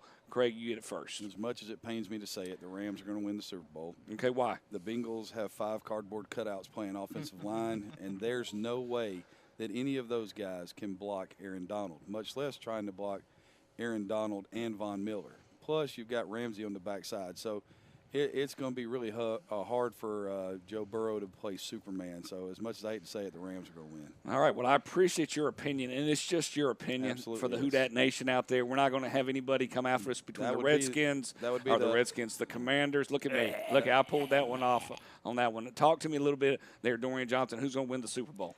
I disagree with Coach Craig here. I think the Bengals are going to find a way to win. Okay, if we They've could been bring doing back it this all throughout past the year. broadcast, didn't you pick Kansas City to beat them? Yes, last I did. week? Yes, I I mean, did. He has become a believer. He has. He is a Bengal lever. A Bengal lever. Believer. I have to He's believe in somebody. and- I can't believe in my Falcons right now, so And we got to Bo, believe on. Yes, it's sir. Who Day Nation. Oh no! Realistically, I'm not allowed to say that. Just based on the law. But And don't say the other one either. You, but- yeah, No. you can't say who. You can't No, say I who can't just say did. no. You I can't say. who did. I know. I don't want to say any of No. that. No way. No Evan. Nope. I'm good. Hard pass. Well, gentlemen, thank y'all so much. We got about 30 seconds remaining here before halftime. Let y'all get yourselves focused, ready for the game. Thank you for joining us on Just My Opinion. And now back to the game.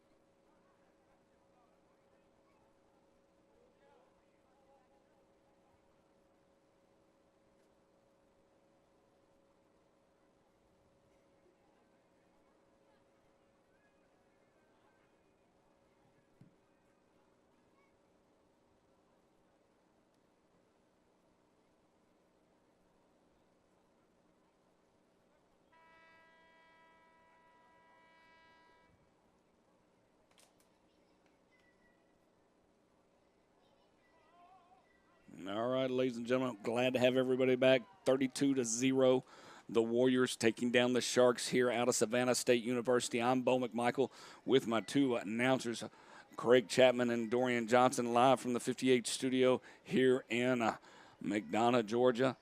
Down in Savannah, I want to say thank you so much for Robert Reed taking the trip down 16 and having a little fun in the process. So we'll see if the Sharks invite us back next week when they're in Hilton Head themselves. They're playing in Savannah again next week. We'll see if we're able to bring that game to you live.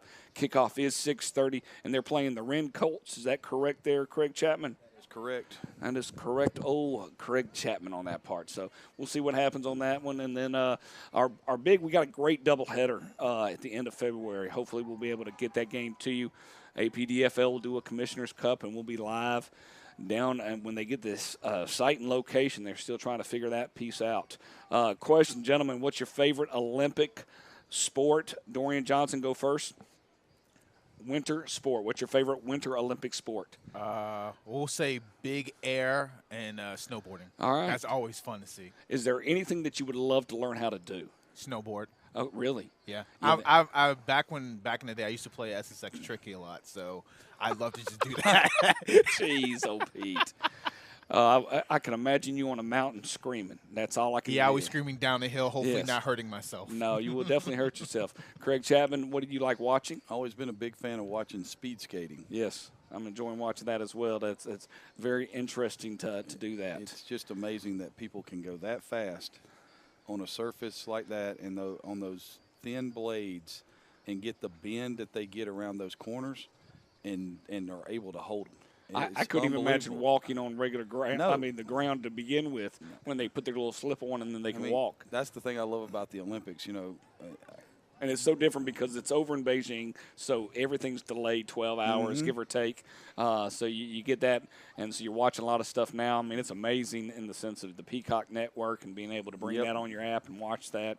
Pretty interesting in this time period, the technology that we're living in right now. Absolutely. That's the thing about the Olympics is that because I grew up in traditional sports, baseball, football, basketball, to watch people that do things that I would consider – untraditional or non-traditional, where the skating, all the figure skating, the speed skating, luge.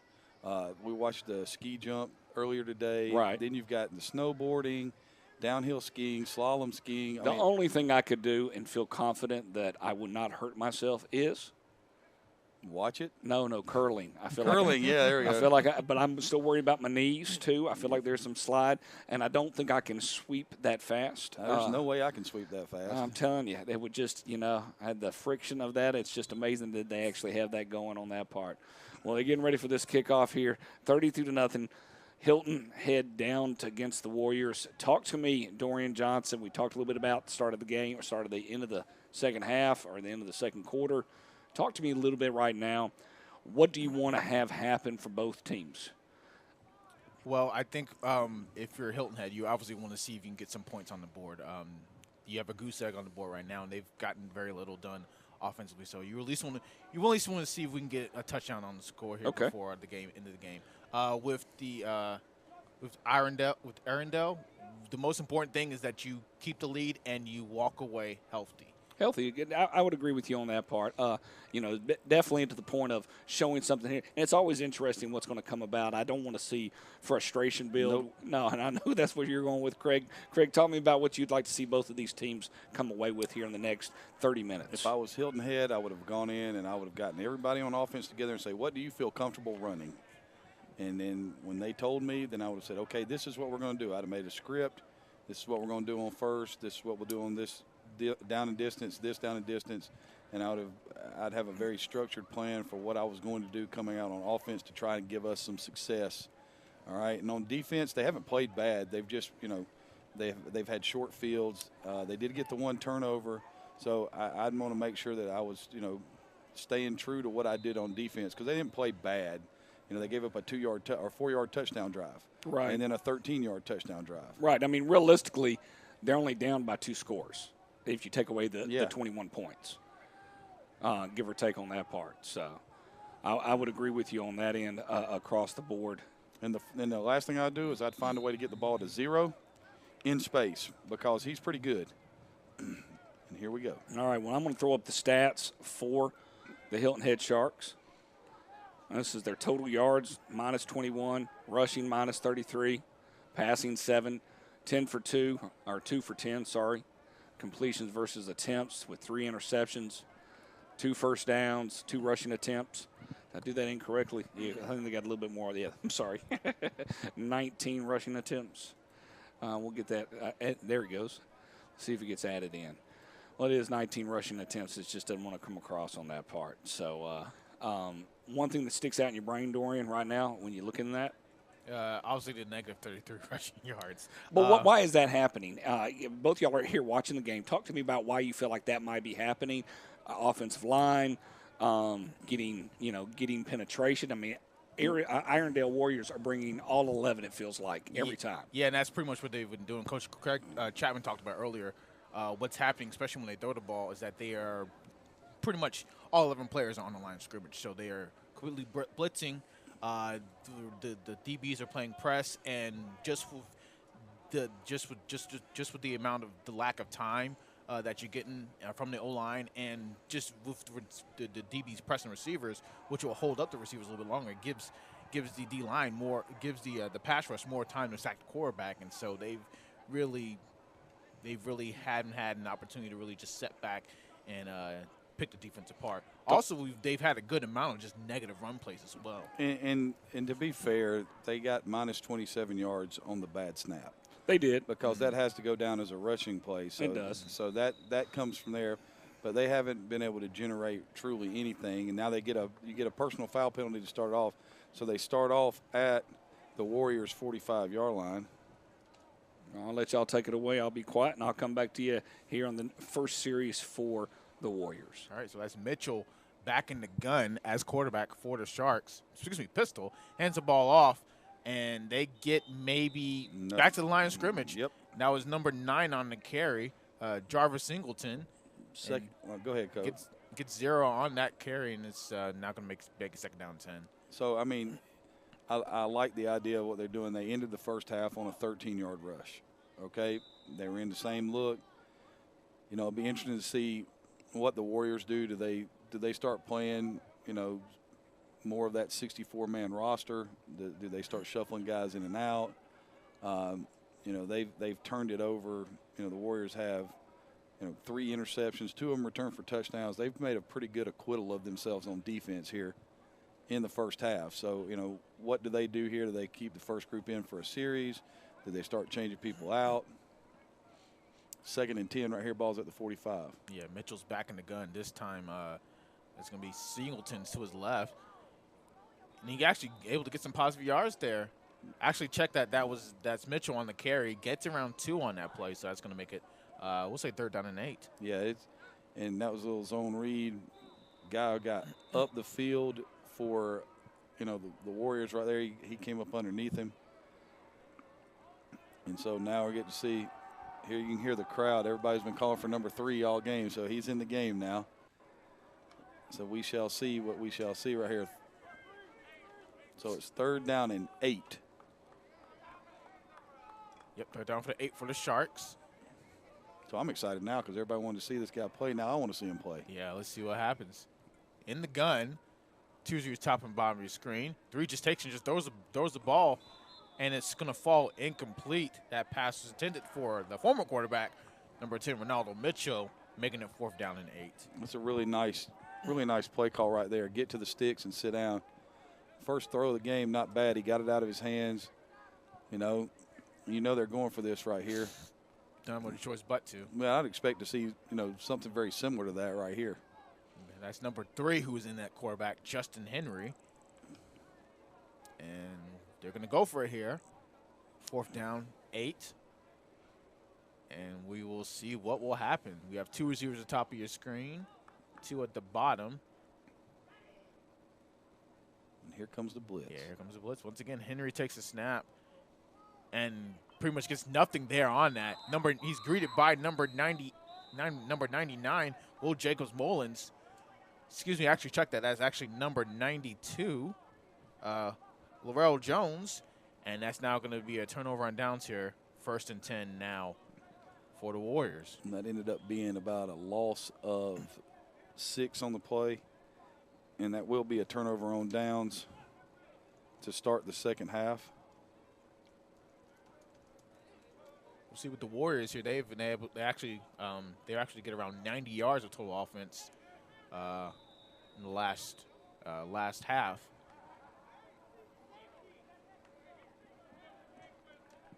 With 70 yards on the ground, and now they're going to have the ball here, 1st and 10, on their own 49-yard line.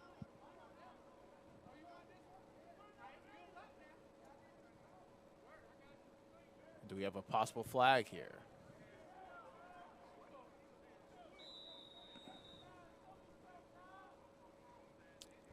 So it's 1st and 10 right here for the Warriors. Ball is at the 49-yard line. Wishbone, backfield for the Warriors. They hand the ball off to number 30.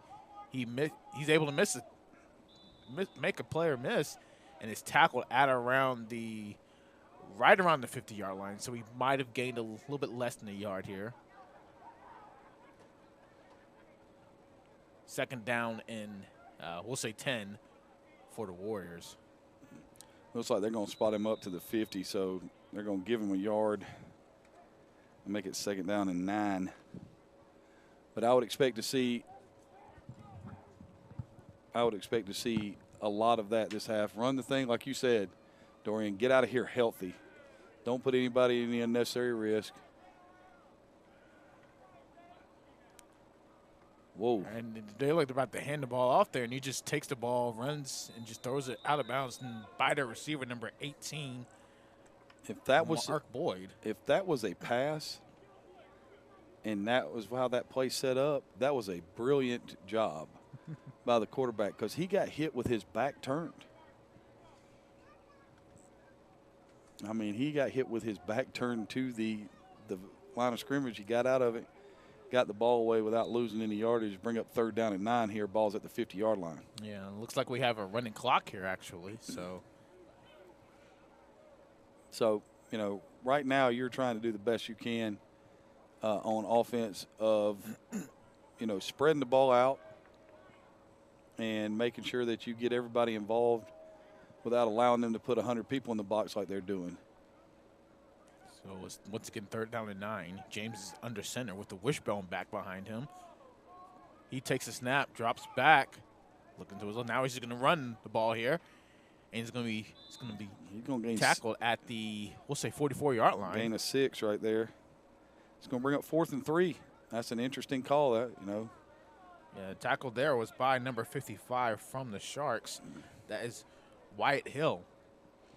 And I'm going to tell you this right now. As a coach, when you have a huge lead like this and you have your starting quarterback in the game and he decides to take off and run, everything that you thought about at halftime, or we're thinking, hey, we're going to get one more series out of these guys and let them run some plays so we can get some continuity, you're thinking slide, get down, get out of bounds. And then he takes a hit and gets slung around and got a chance to land on the shoulder, do something to it, and you're over there thinking, I hate what I just decided to do. From a perspective of that, as a play caller, you got to protect your quarterback. No zone reads. Nothing where he has the chance to pull it, run it, make sure he understands that if we throw it, we're throwing a hitch. And see, now they've gotten into the spread looks. Now you're going to get a double eagle slide down right there in the box. You got center and both guards covered, 7 people in the box. And they're going to get them to jump all sides on 4th and 3. Yep. Off sides here on the Sharks. I'll push them up 5 yards. Push the Warriors up 5 yards and give them an automatic 1st down and 10. Yes, it does. Great job. This is how we got here today, ladies and gentlemen. The Warriors have scored 2 defensive TDs off of interceptions. That opened the game with a tipped pass interception for a touchdown. Then there was a bad snap that allowed them to take over at the Sharks' 4-yard line and resulted in a 2-yard touchdown pass. After that, there was another interception for a touchdown. And then, you know, the wheels just kind of fell off after that for the Sharks. And, you know, it has not been an offensive showcase. The one great drive did come from the Warriors. They had a 12-play drive. So that's going to be intercepted. Oh, he's not down either. That's number 8 from the Sharks. Cornelius Orr breaks a couple of tackles, and now he's going to fumble the ball here. And he's not down. He's not down either. Yeah, was he touched down by a defender? I don't think so. So he's got to go ahead and run to the end zone, but he's going to go ahead and just give it up to the give it up here. And there it is. If I'm the Sharks, maybe you should try to recover that ball here and run. So that was an interception. Let's see how they call this right here. Yeah, they're actually going to stop the clock here at 5:20 left here in the 3rd quarter. But yeah, that was. Let's see what they call it here, because you have interception, then it's fumbled, but there was a penalty. It looks like that was going to be on the Sharks as well. So we'll get the call very shortly here. I decline this if I'm the Sharks and I take the ball. Because you're going to have the ball around the 15-yard line? Yes. One of the most interesting things is to watch these teams grow, being the first, even the refs. What we got here, blocking the back. Probably so. They're actually going to call holding on the defense. Yeah, it's hard to tell from his arm movement. Look at even 8's asking that question. That was good. He didn't do anything wrong, Coach. All right, there. Hey, Commanders, be quiet. All right. Be nice. Kill your mic. So he did. He going to call it shoving the back. They're going to have to iron this out. make sure they get control of it very quickly. And so that drive ends. Where do they got the ball at right now? They're going to spot at the 18-yard line. So the ball will be at the 18. So they got 2 possessions right there. Back to back like that. And that's hilarious. Once again, February 12th is next Saturday, 6:30 p.m. is kickoff time for the Wrens Colts taking on the Hilton Head Sharks. And then the Virginia Silverbacks come in, and I'm pretty sure they'll fill up some other games on their schedule. They play an independent schedule, meaning the Hilton Head Sharks do, so they play a lot of different types of teams. Well, there will be people looking for games. We know that in the world we live in. It always is. I mean, we actually had an opportunity to watch Baltimore last year, or the year before. I think they played the Atlanta Tigers, if I'm not mistaken. They did. Yeah. Absolutely did. I remember messing with the helmets, trying to figure out what the Baltimore Lightning looked like, so to say the least. So they're definitely trying to figure this part out. So let me figure it out for them. It was an interception. The interception was fumbled back to the offensive team. The ball is taken over at the 18-yard line, first down for the Warriors. End of discussion. Let's roll. Listen to you. All right there, Optimus Prime. Well, it's better than Cobra Commander. Hey, well, Yo Joe, That was funny. When I saw that, I was like, they aren't serious about this. They're not. It was just wonderful artwork. It was a joke. Very quickly and done well. It was great, though, because all I could think of was, if this is real, all those movies they told us where they were taking over the White House, they're true. Yes. Yes. Well, first and 10 right here. Ball is at the 18 for the Warriors after a strange play. James is in the gun. Hands the ball off. And he gets nothing there on that play. That's number 20 on the carry, James Cloud. They're going to give him a gain of 1 to the 17, so it'll bring up second down and 9. And I believe somebody asked me why I like semi-pro football before the game, and I said, you never know what you're going to get, and we just saw it. I mean, just think about that. If he catches that interception and it gets touched when he's on the ground, none of this happens. Yep. But yet he was able to get away from that, and then we had chaos, insanity, all the things I like in a football game. So second down and 9 now for the Warriors. 2 receivers at the top of your screen. Split backs once again. James takes a snap, throws a quick bubble screen out to the left. Ooh. Caught at the 18. Down to the 14. Down to the 14. That is number 10 on the catch, Bobby Lee. Give Lee a gain of 3. It'll bring up third down and about 6. Yeah, Lee did a good job of stepping forward and catching the ball, making the defender miss without much real estate to really run the ball after the catch. Yeah, he left the first man that tried to tackle him, he left him in his wake. So third down and 6 now. Now, one of the things that could be going through the minds of the coaches of the coaching staff of the Warriors is, we get a chance to kick a field goal right here. We might want to take it. Yeah, they've missed all of their extra points today, so. They finally made one on the doink. Yeah, that's true. All right, pass out to the right side. He's going to fall incomplete. Intended for number 15, Aaron Hosley.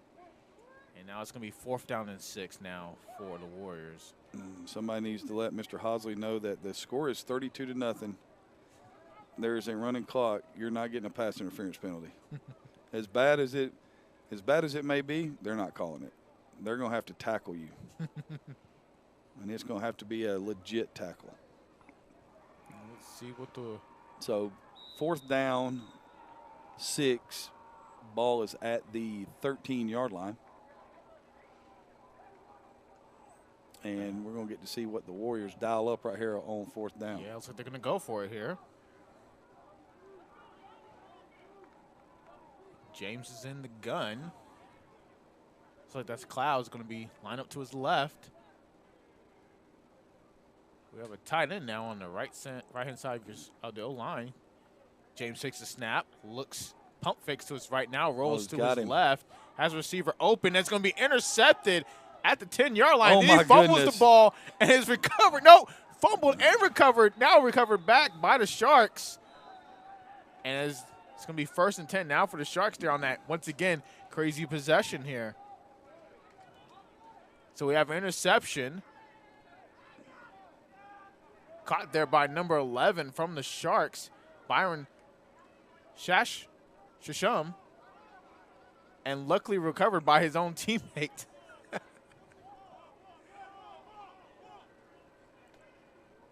I mean, what else can we see?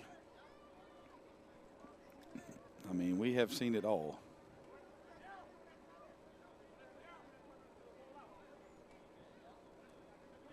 Nice play there, once again, by the Sharks. And it looks like if James just able to just lob the ball just a little bit more, that would have been possibly a touchdown. It would. And you said, what else could we see? Because we haven't seen this. We hadn't seen this, so I wanted to share that with you. You know, we'll have a little conversation to change to the 3rd and 4th quarter, gentlemen. All right. And find out exactly how many pairs of socks do you wear in a situation like that. The answer is infinity. Who had the first interception for Hilton Head? Was it number 8, Cornelius Orr? That's correct. But anyways, it's going to be 1st and 10 now for the Sharks. Ball is on their own 16-yard line. Ronaldo Mitchell's back in the gun. That's the quarterback.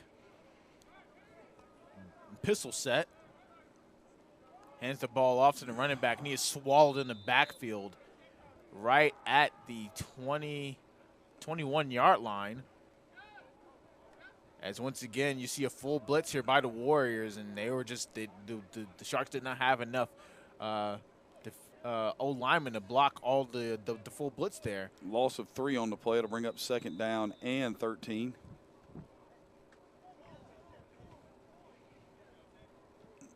I mean, it's 32-0. You know, one of the things I would do right now if I was the Warriors is I would play base defense and figure out, hey, can I play base defense when I need to so I don't have to blitz? You know, right now they've got, there's 5 down. Here comes 6. There goes 7. It looks like Henry's back in the quarterback. He just takes his snap and tries to run to his left, but once again, nothing much to do there. Led by number 56 from the Warriors, Ken Brown. And they're going to lose even more yards here. All right, gentlemen, I got to interrupt and ask a question here. 30 seconds remaining here in the half or the 3rd quarter. Dorian, you're up by 32 and you're bringing everybody in the house. Talk to me a little bit about your feelings. Cause it's just your opinion, but we're going to get into your feelings right there. You're down by 32 and they are putting 3 on the center and coming at you. I mean, if I'm the Sharks, I'm not overly, I guess, thrilled about that. But at the same time, you know, got to stop them. This is football. Yeah, your job is to prevent that from happening. Amen. So you got to stop them. Unfortunately, and that's what it is. I mean, it's not a powder puff league. You know, you got to go, and you got to stop them, and you got to find some way to close those splits down. What would you do, Craig, to stop this? I mean, when they're bringing everybody right up the middle. If it was me, I would have thrown screens or a quick game, and I would have told everybody that their shins are your aiming point. Make sure that I'm glad you just said the word shins. I appreciate shins, my friend, shins. All right, last sponsorship of the day. Dorian, take it away, sir. Yes, sir. Once again, we want to thank you for the following sponsors for the 2022 Hilton Head Sharks. BSN, Group 3 Designs, Razor Construction, and last but not least, Oliver Kitchen and Baths. Once again, thank you once again for sponsoring the 2022 Hilton Head Sharks. So talk to me real quick before this part happens here. Would you do something like this? Craig Chapman, you're up first. You know I would. I told you last week. Absolutely. But if you look at the very end, do you see the little green tarp that's supposed to stop you? I see that. Okay, I believe in inertia. Objects in motion seem to stay in motion. That is a law of motion? Yes, that is definitely a law of motion, and my body is big now. I mean, that's why I told you I'd have to wear a luge suit. I'd want to be on AC's back, to be honest with you, and let him be like the polar bear. I think you ought to just wear your entire Columbia Blue Lovejoy uniform with pads. I could handle that. And just go straight down on that part. Absolutely. All right, Dorian, are you going to be on the inside or the outside of the tracks here? What are you doing? I'm probably going to be in the close to the middle as far as much as I possibly can. So you don't fly off into the middle of nowhere? Is that where you're going with? Yeah, hopefully. And if you do, you know what? I'm just going to go back to my SSX tricky video game playing days. I'm going to do something absurd. Like, maybe like do the worm on the tube or something crazy like that. Maybe I will land safely. But, yeah. Yes, when your eyes start freezing because you're going so fast. All right, last 15 minutes of the fourth quarter here out of Savannah State University. I'm Bo McMichael with Craig Chapman and Dorian Johnson bringing you Hilton Head Shark football. Glad to have you with us here. Remaining 15 minutes on the clock. Gentlemen, take it away. All right, so second down and 17 now for – I think it's third. Third down? Yeah. Third down. We'll say third down now for the Sharks. Henry's back in the gun as quarterback. Takes a snap, throws it deep down the seam, and that was almost great caught effort. and almost recepted there by number 0, man, Armstrong, and he's down. He's down. He's grabbing. Look, he's grabbing his right ankle here. We'll see what happens to him on this replay here. Looks like we might have a cramp right here. They're trying to rub his cramp out on that calf, the right calf. Yeah. And that is not a pleasant thing to have happen. Somebody will be screaming pickle juice, water, Gatorade. Something. I hope that's only a calf and not a hamstring.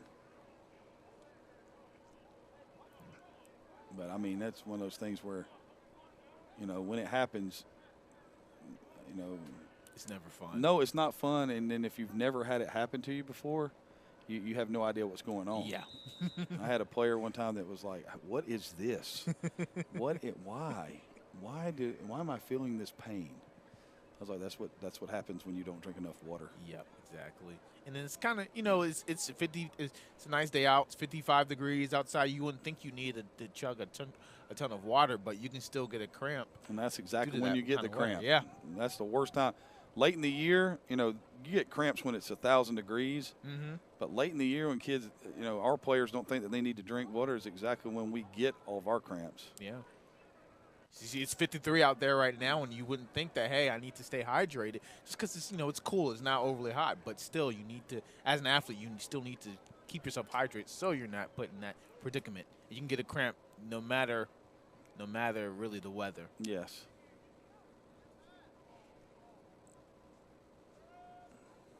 All right, so that's number 20 back to punt the ball off here. Brandel Jenkins gets high one, but it's going to bounce at the 30, and they're going to recover it at the 25-yard line. That is actually number 5, Grant Bowles, the quarterback, downing that punt. So, once again, if you're the Warriors, we're going to go What through. do you think the play of the game is, Dorian Johnson? I'm going to go with the pick 6 that we saw early in the game by, I want to say, is number 22, Derek Doolin. Had a nice little, I want to say, 30-something yard interception return for a touchdown. What That's about my you, guess. Craig Chapman? I took the second interception for a touchdown because that was when it was over.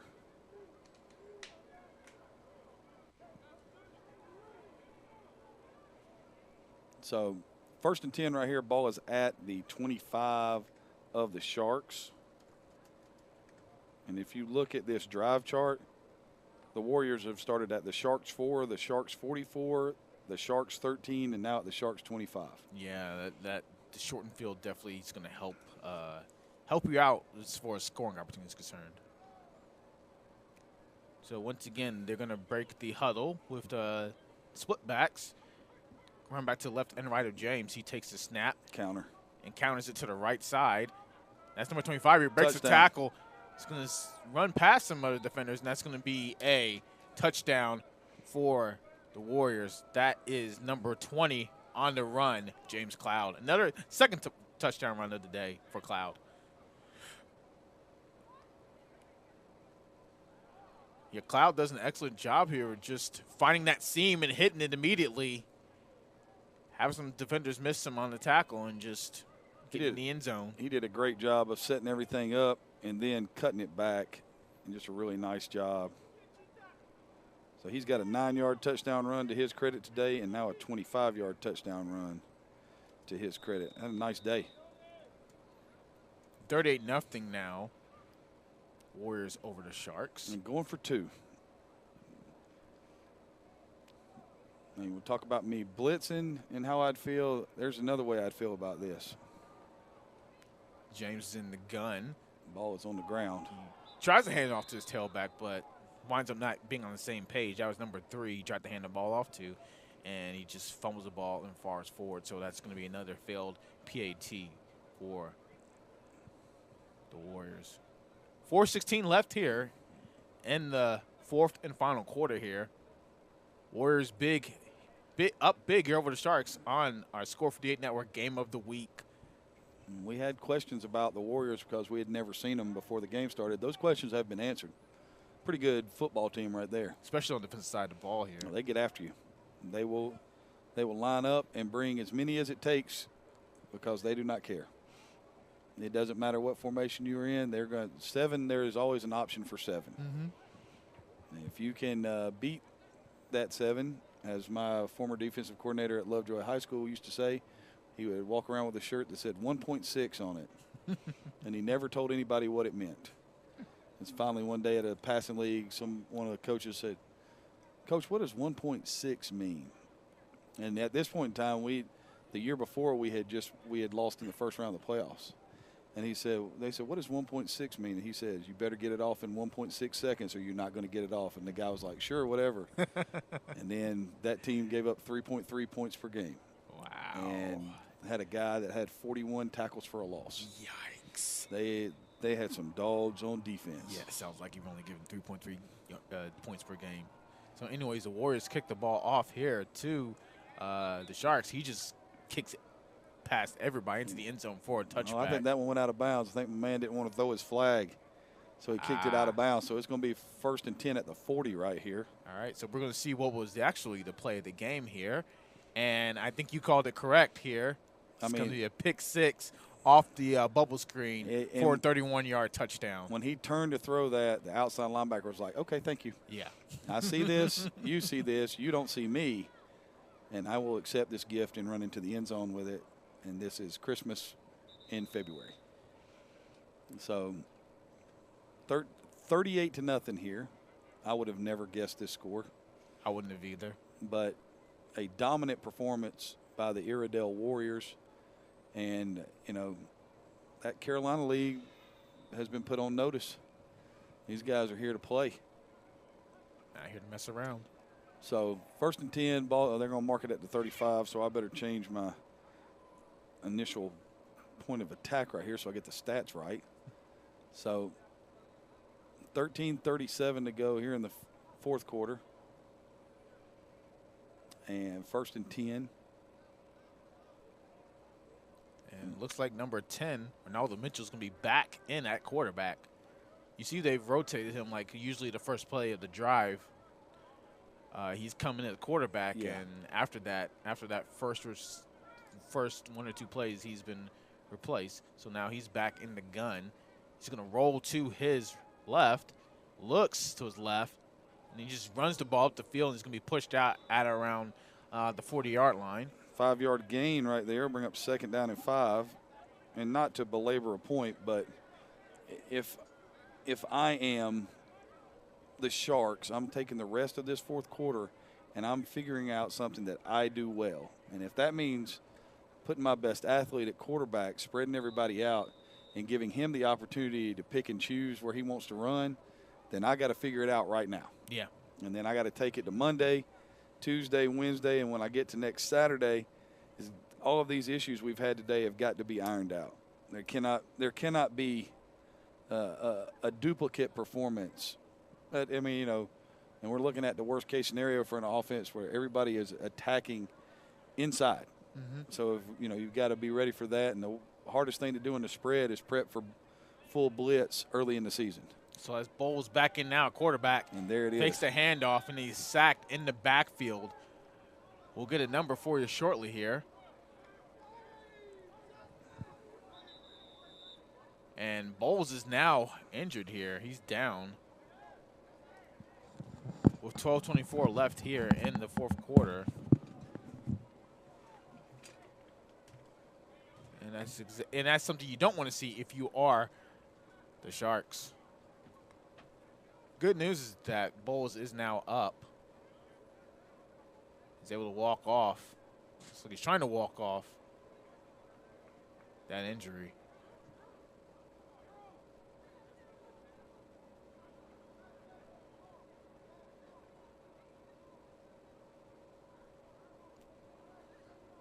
So, Dorian, you get this opportunity. You've had many, especially last year, you had a chance to call a lot of different games in different locations. What's the one thing that you look at from a team perspective? The one thing that I liked about this game is everybody was able to keep their demeanor. Nothing got out of hand. Everybody, it's a running clock, yes, but both teams want to get a little bit better through both portion of it. What do you want to look at when you're watching these semi-professional games right now? Well, as far as attitude is concerned, if you're the team that wins, you want to you want to make sure you want to make sure you win. Right, but as a fan, I love to see good skill players. I love to see extra effort. I mean, would you say that these teams are still fighting it right now, Ed? Yeah, I would say both teams, especially on the Arendelle right now. They're still, as you see, they're still blitzing and playing very hard, but at a certain point, especially if you're a Hilton head, just the lack of time you've had. I need a block. From an offensive lineman, I mean, that's me. I know they're big. I grasp that. I mean, they are some big guys, and I think that's one of those things. The Sharks definitely should get back in the room and just figure out. Okay, just like Craig was saying, hey, what can we do and be competitive and keep them in check? It's 4th and 8, a running clock, 11 and some change remaining. Ticking away right now here on the Score 58 Network. We'll have our game of the week announced midweek. Please join us on a Saturday. We do have some basketball going on this next week. Should be a lot of fun in that that world, and also getting some basketball and some soccer live here on the Score 58 Network. So all different worlds. The one thing we won't get was luging. Or luge itself, but we could do some ice skate dancing with the best of them. 4th and 15, Craig, what are you doing here? They threw it down the field, so that Listen to you. They that threw was it down the field. It's with 10 and a half minutes to go, wherever we're at here in this game, down 38-0. I'm probably punting, right? Because well, you're hoping to maybe get a flag too, but is a ref going to call that? 1st and 10. Ball over to the Warriors. About a 4.5-hour drive from where they're located. They're located right above Charlotte in North Carolina. Well, they're going to get their money's worth on this trip. I would agree with you on that one. And they're part of, if I'm saying this correct, the Carolina Elite Football League. Am I saying that right? I think is it a football alliance? Yes, alliance. All right. Well, don't hold it against me. I apologize. There's another word to it on that part. But I would say, yes, your favorite logo, Dorian Johnson, out of this league? Definitely the Triad Outlaws. They took some effort into that. They did. Absolutely. I'm going with the duck. I just am. Yeah, I like the chain. Okay, what about you? Craig, what's your favorite mascot out of this group? I kind of like the Gaffney. Okay, the Braves. Yeah, the Gaffney Braves. Okay. That's not too bad. I'm glad nobody said the Gators, so I appreciate that. Y'all held that in. Absolutely not. No. I understand that. All right, so it's 1st and 10 now for the Warriors, word. and they do a reverse here to number 15, and he takes it around the right side. He's going to fall forward to the 10-yard line, so that's definitely another 1st and 10. Well, what I like about the this. Warriors. Okay, what I like. Tell me one thing that I like about this, Craig Chapman. They got somebody else involved. Okay, Dorian Johnson. I'm going to tell you what I like after Dorian says. Dorian, what do you like about this? I guess the creative play calling here, getting more players involved into the run game. Well, the most important thing that you can get from it, from a Hilton Head Shark perspective, is getting ready for that reverse and learning that you always got to be able to stay home. And if you can stay home, that's to your advantage, hands down wise. And I think that, to me, is a plus to learn that more than anything. I love when the internet gets that on that part, but you can tell that in many ways everybody gets a little bit of attitude, but you got to learn, and sometimes the only way to learn is to do in that situation. So Craig and Dorian, I'm going to let y'all take the last 8 minutes, and I'll join y'all at the end of the game. All right, so Warriors just scored again, a 10-yard run here by guess who? number 20, James Cloud. That's his 3rd touchdown of the day. Yes, it is. And that puts the Warriors up over the Sharks 44-0. And this game is really starting to get out of hand here. Looks like they're going to go for 2 here. And we'll see if they can actually get into the conversion here. They've only had 1 so far on the PATs. Or 2-point conversions, whichever way you want to put it. So they're going to break out in a wishbone. Looks like a wishbone set here. Yeah, all the running backs are pretty much not far from the line of scrimmage. I think they're just trying to. So it's like that kind of single wing thing. Yeah, possibly a Wildcat set here. Looks like that's number 10, Bobby Lee, as the either Wildcat quarterback or quarterback.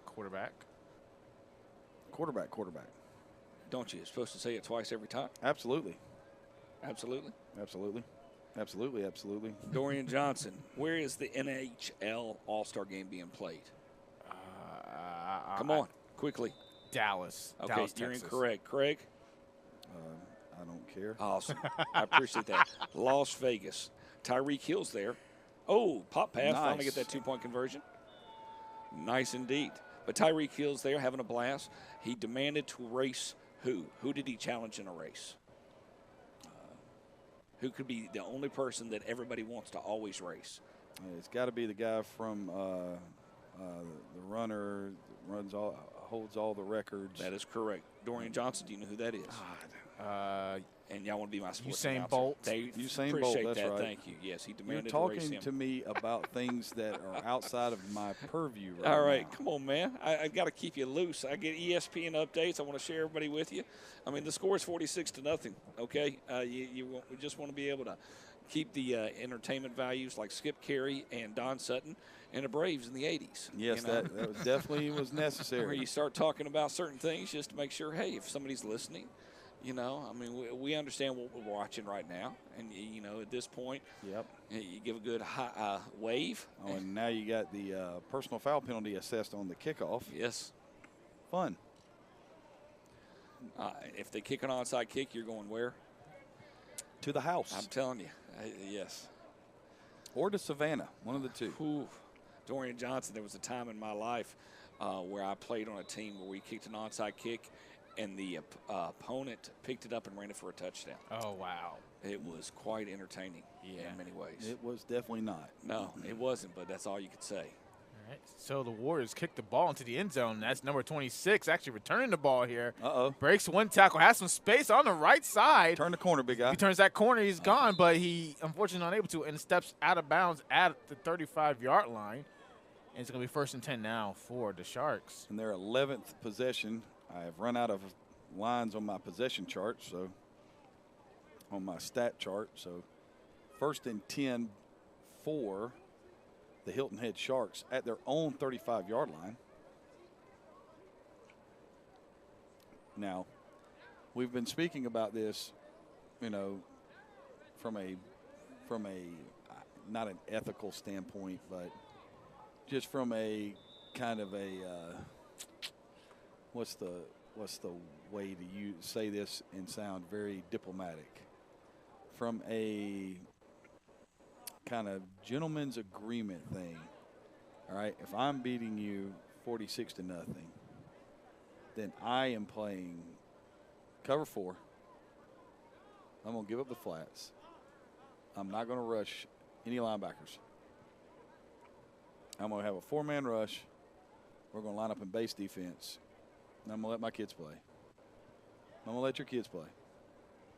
And we're going to do this. We have yet to see that today. Yeah. Not going to happen for the Warriors. There's no chivalry in football, so. Very good word. Excellent description. It's like there's no crying in baseball. Well, you know, I've been there, played it. There's definitely crying in baseball. Yes, there is. If you get hit with a pitch that's going 300 miles an hour, and I know that's a joke, guys. Don't start sending Bo messages. No one's throwing a pitch 300 miles an hour. Yeah. All right, so that was a handoff to number 2, Daryl Mitchell, and looks like he probably lost a couple yards here. Lost 2 right there to bring up 2nd down and 12 on the play. I mean, it's one of those things where at this point in time, you know, if you're the Sharks, then you're hoping that you bust one. And that's the only thing right now that's keeping you into this. We need to make sure we get this thing down the field somehow, some way. Yeah. You know, I've got all 3 of my timeouts. If I get inside the 10, I'm calling every one of them to try to score if I have to. All right, so the Sharks break the huddle here. One receiver is at the top of your screen. Looks like they have a tight end, a wing, and a receiver at the bottom of your screen. There are 8 people in the picture. Bowles in the gun. He just takes and just tunks it up high to number 10, and that's caught at the 46-yard line, and that's the first down there for Nala Mitchell. 16-yard completion and a first down. And that's something I think the Sharks have missed all game. That's their 3rd first down of the game. But we talked about, wait a minute, the Warriors called timeout? It looks like it. So the Warriors called their first timeout of the second half. And I have no idea why. Guess they're going to put play defense on that 46-point play. Oh, I mean, maybe they just need to, you know, the Sharks just got a big play, so we have to go ahead and slow down their momentum. I know. I mean, heaven forbid they get a first down. I know one time we were not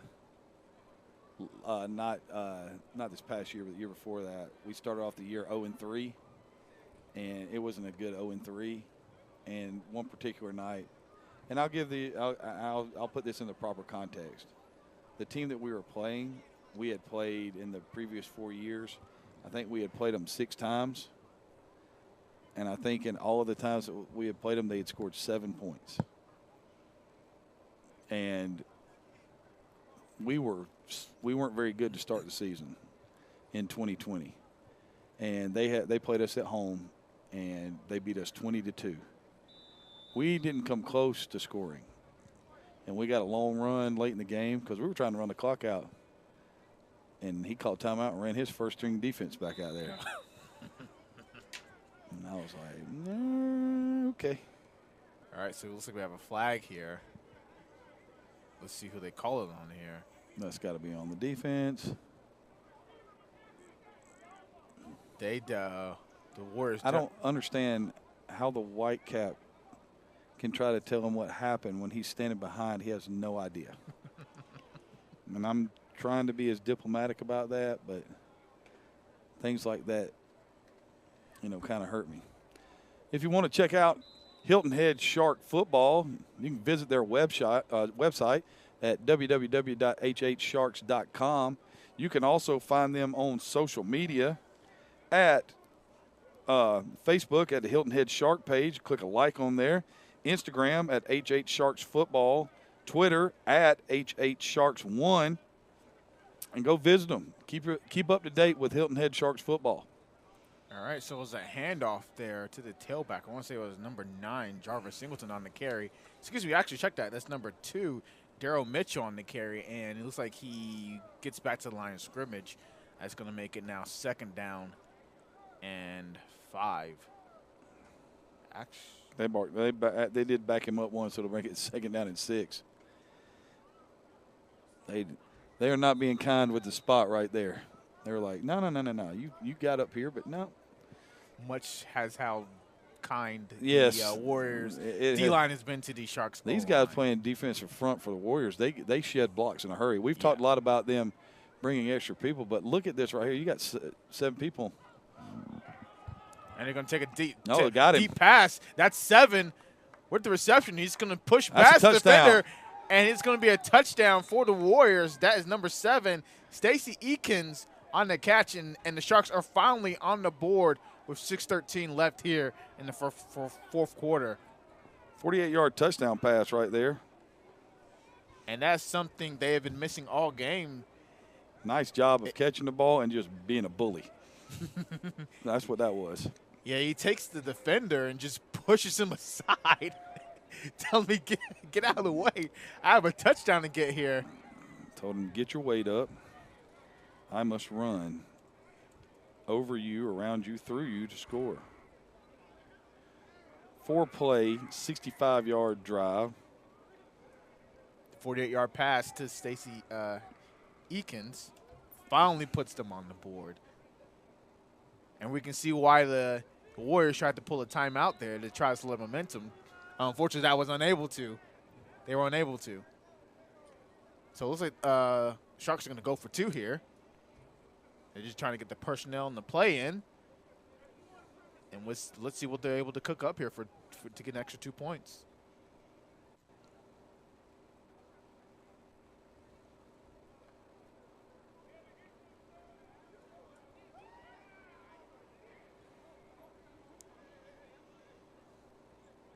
So the Sharks are going to break the huddle with Ronaldo Mitchell back in at quarterback. He's going to be the under center this time.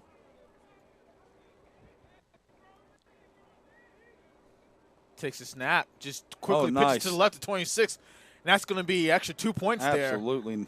Excellent play call there. That was a really nice job. Yeah, it just takes a snap, lets the rush get to him immediately, pitches it out to 26. That's Frederick Poindexter. And now, with 6:13 left here in the game, Sharks finally on the board, 46-8. So once again, as Coach Craig Chapman was saying earlier, it's a 4-play, 65-yard drive with a 48-yard touchdown from the quarterback, Grant Bowles, to number 7, the receiver, Stacey Eakins.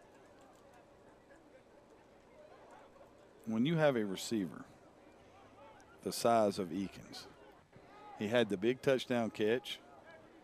And then on the 2-point conversion, did you see him? He's out there blocking, and he's just massive. He just sealed the guy inside, and there was no prayer for the corner. None. I mean, in my world, that's when I'm like, yeah, I need some guys like that on my squad. So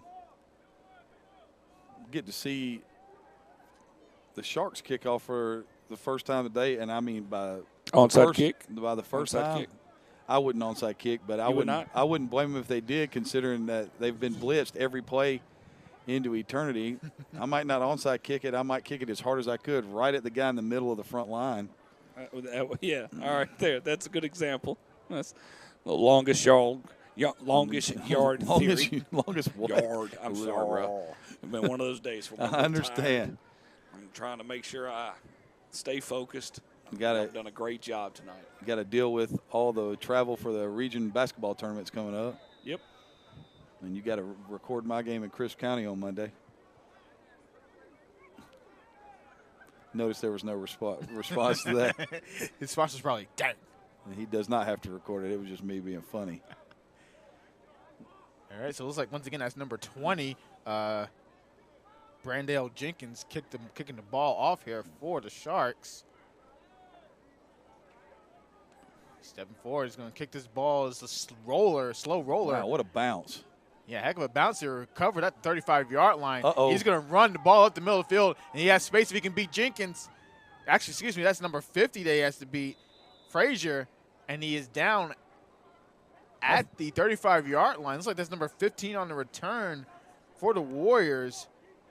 Aaron Hosley, and Warriors are in good position to once again score here. Anybody trying to do down goes Frazier?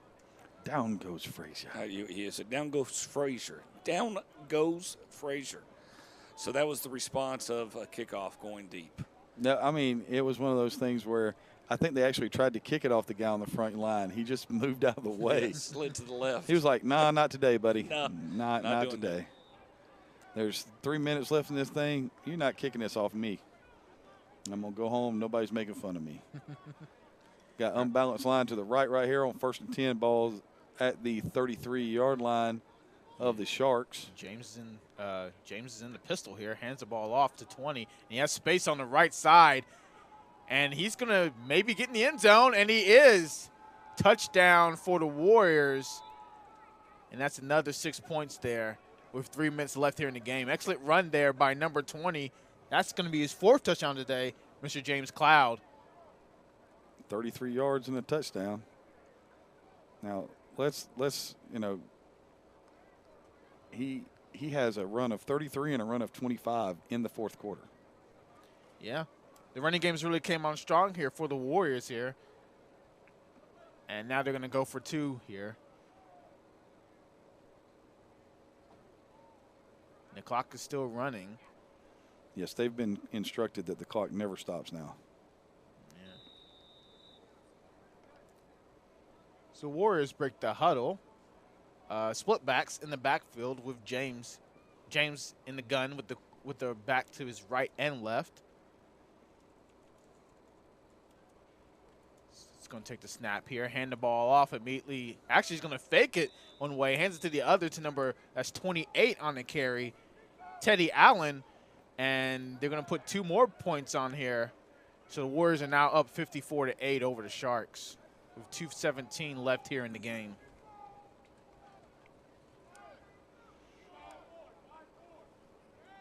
So 2:17 to go, and as you can look right here, you can just see the running attack right here. 26 attempts for the Warriors, 159 yards, now 4 TDs. They did fumble twice. And then you got 22 attempts for negative 58 yards. Yikes. I mean, and that's just been the story of the game so far. Right now it's one of those things where, the Warriors, after an early start where they were in the eye, when they went to that 11 personnel, put a tight end in the game, put 3 wide receivers out there, and went to a 1-back look or went to 2 backs and 3 wide receivers and gave themselves some space inside, they were really effective in the run game. So that's probably something that they will take with them moving forward. Rightfully so. It's worked out very well for them in this game. And then you can kind of build off of that, and, being very familiar with that type of scheme, it's a lot of fun because there's a lot of ways you can move the football out of that. And there's that. Kickoff will go out of bounds, and it'll be at the 35-yard line. And it'll be 1st and 10 right there at the 35 for the Hilton Head Sharks, trailing 54-8 here at Savannah State University. If you're the Sharks, you still just try to do what you did last drive? If I am the just Sharks, try to just throw nope, it deep? I do not. If I am the Sharks, I get in the game, and I take the snap, and I hand the ball off. And when I hand the ball off, I take the entire 40 seconds. I hand the ball off again, and then I go shake their hands. Because there's no reason at this point in time in this game to do anything other than that. Mm-hmm. 15 years ago, if you'd have asked me that question, I would have said, we're gonna run our stuff, and we're gonna do this, and we're gonna do that. And then I was like, I had a player one time looked at me and said, Coach, it's okay. It's all right, man. And I was like, all right then. Okay. I still don't know how many socks it requires to do that, but since Bo said something about socks, I've been thinking now. Do I have to wear 2 or 3 or 5? Just your luge outfit. My luge outfit. From a penalty perspective, you talk about the Hilton Head Sharks had 4 penalties today for 30 yards. And the Warriors had 2 penalties for 15. Mm-hmm. One thing that I would like to say is that, in the sense of, and I understand come the second half, refs kind of pulled back a little bit on the penalties, trying to get this clock moving in that direction. But overall-wise, tell me one good thing you can take away with the Hilton Head Sharks. Craig, you go first. Well, there's a couple of things. Number one, I like couples. That's good, man. Number one, I thought my return game was solid. Okay. And you had plenty of time to work on that. You did. But I'm not going to mention that. I'm No, just going to tell them my return game was solid. And, and the other thing I was pretty pleased with, the way we played defense early on. And now being put in a bad situation, And a couple of times, right. And all of that stuff, I'm going to make sure that I factor that in when I talk to the team and tell them, look, this is what happened. This is the reason why it happened. This is what I'm pleased with. And one of them is, hey, for the first part of the game, we were very stingy in the run game. We got them off the field. When we needed a turnover, we got a turnover. We didn't let bad field position dictate how we played. Now, when we start talking about the negatives, at the end of the game, we gave up chunk running plays. Right, where you get to that point. It's very interesting when you look at that. And Dorian, I'll ask you one last question before we get out of here.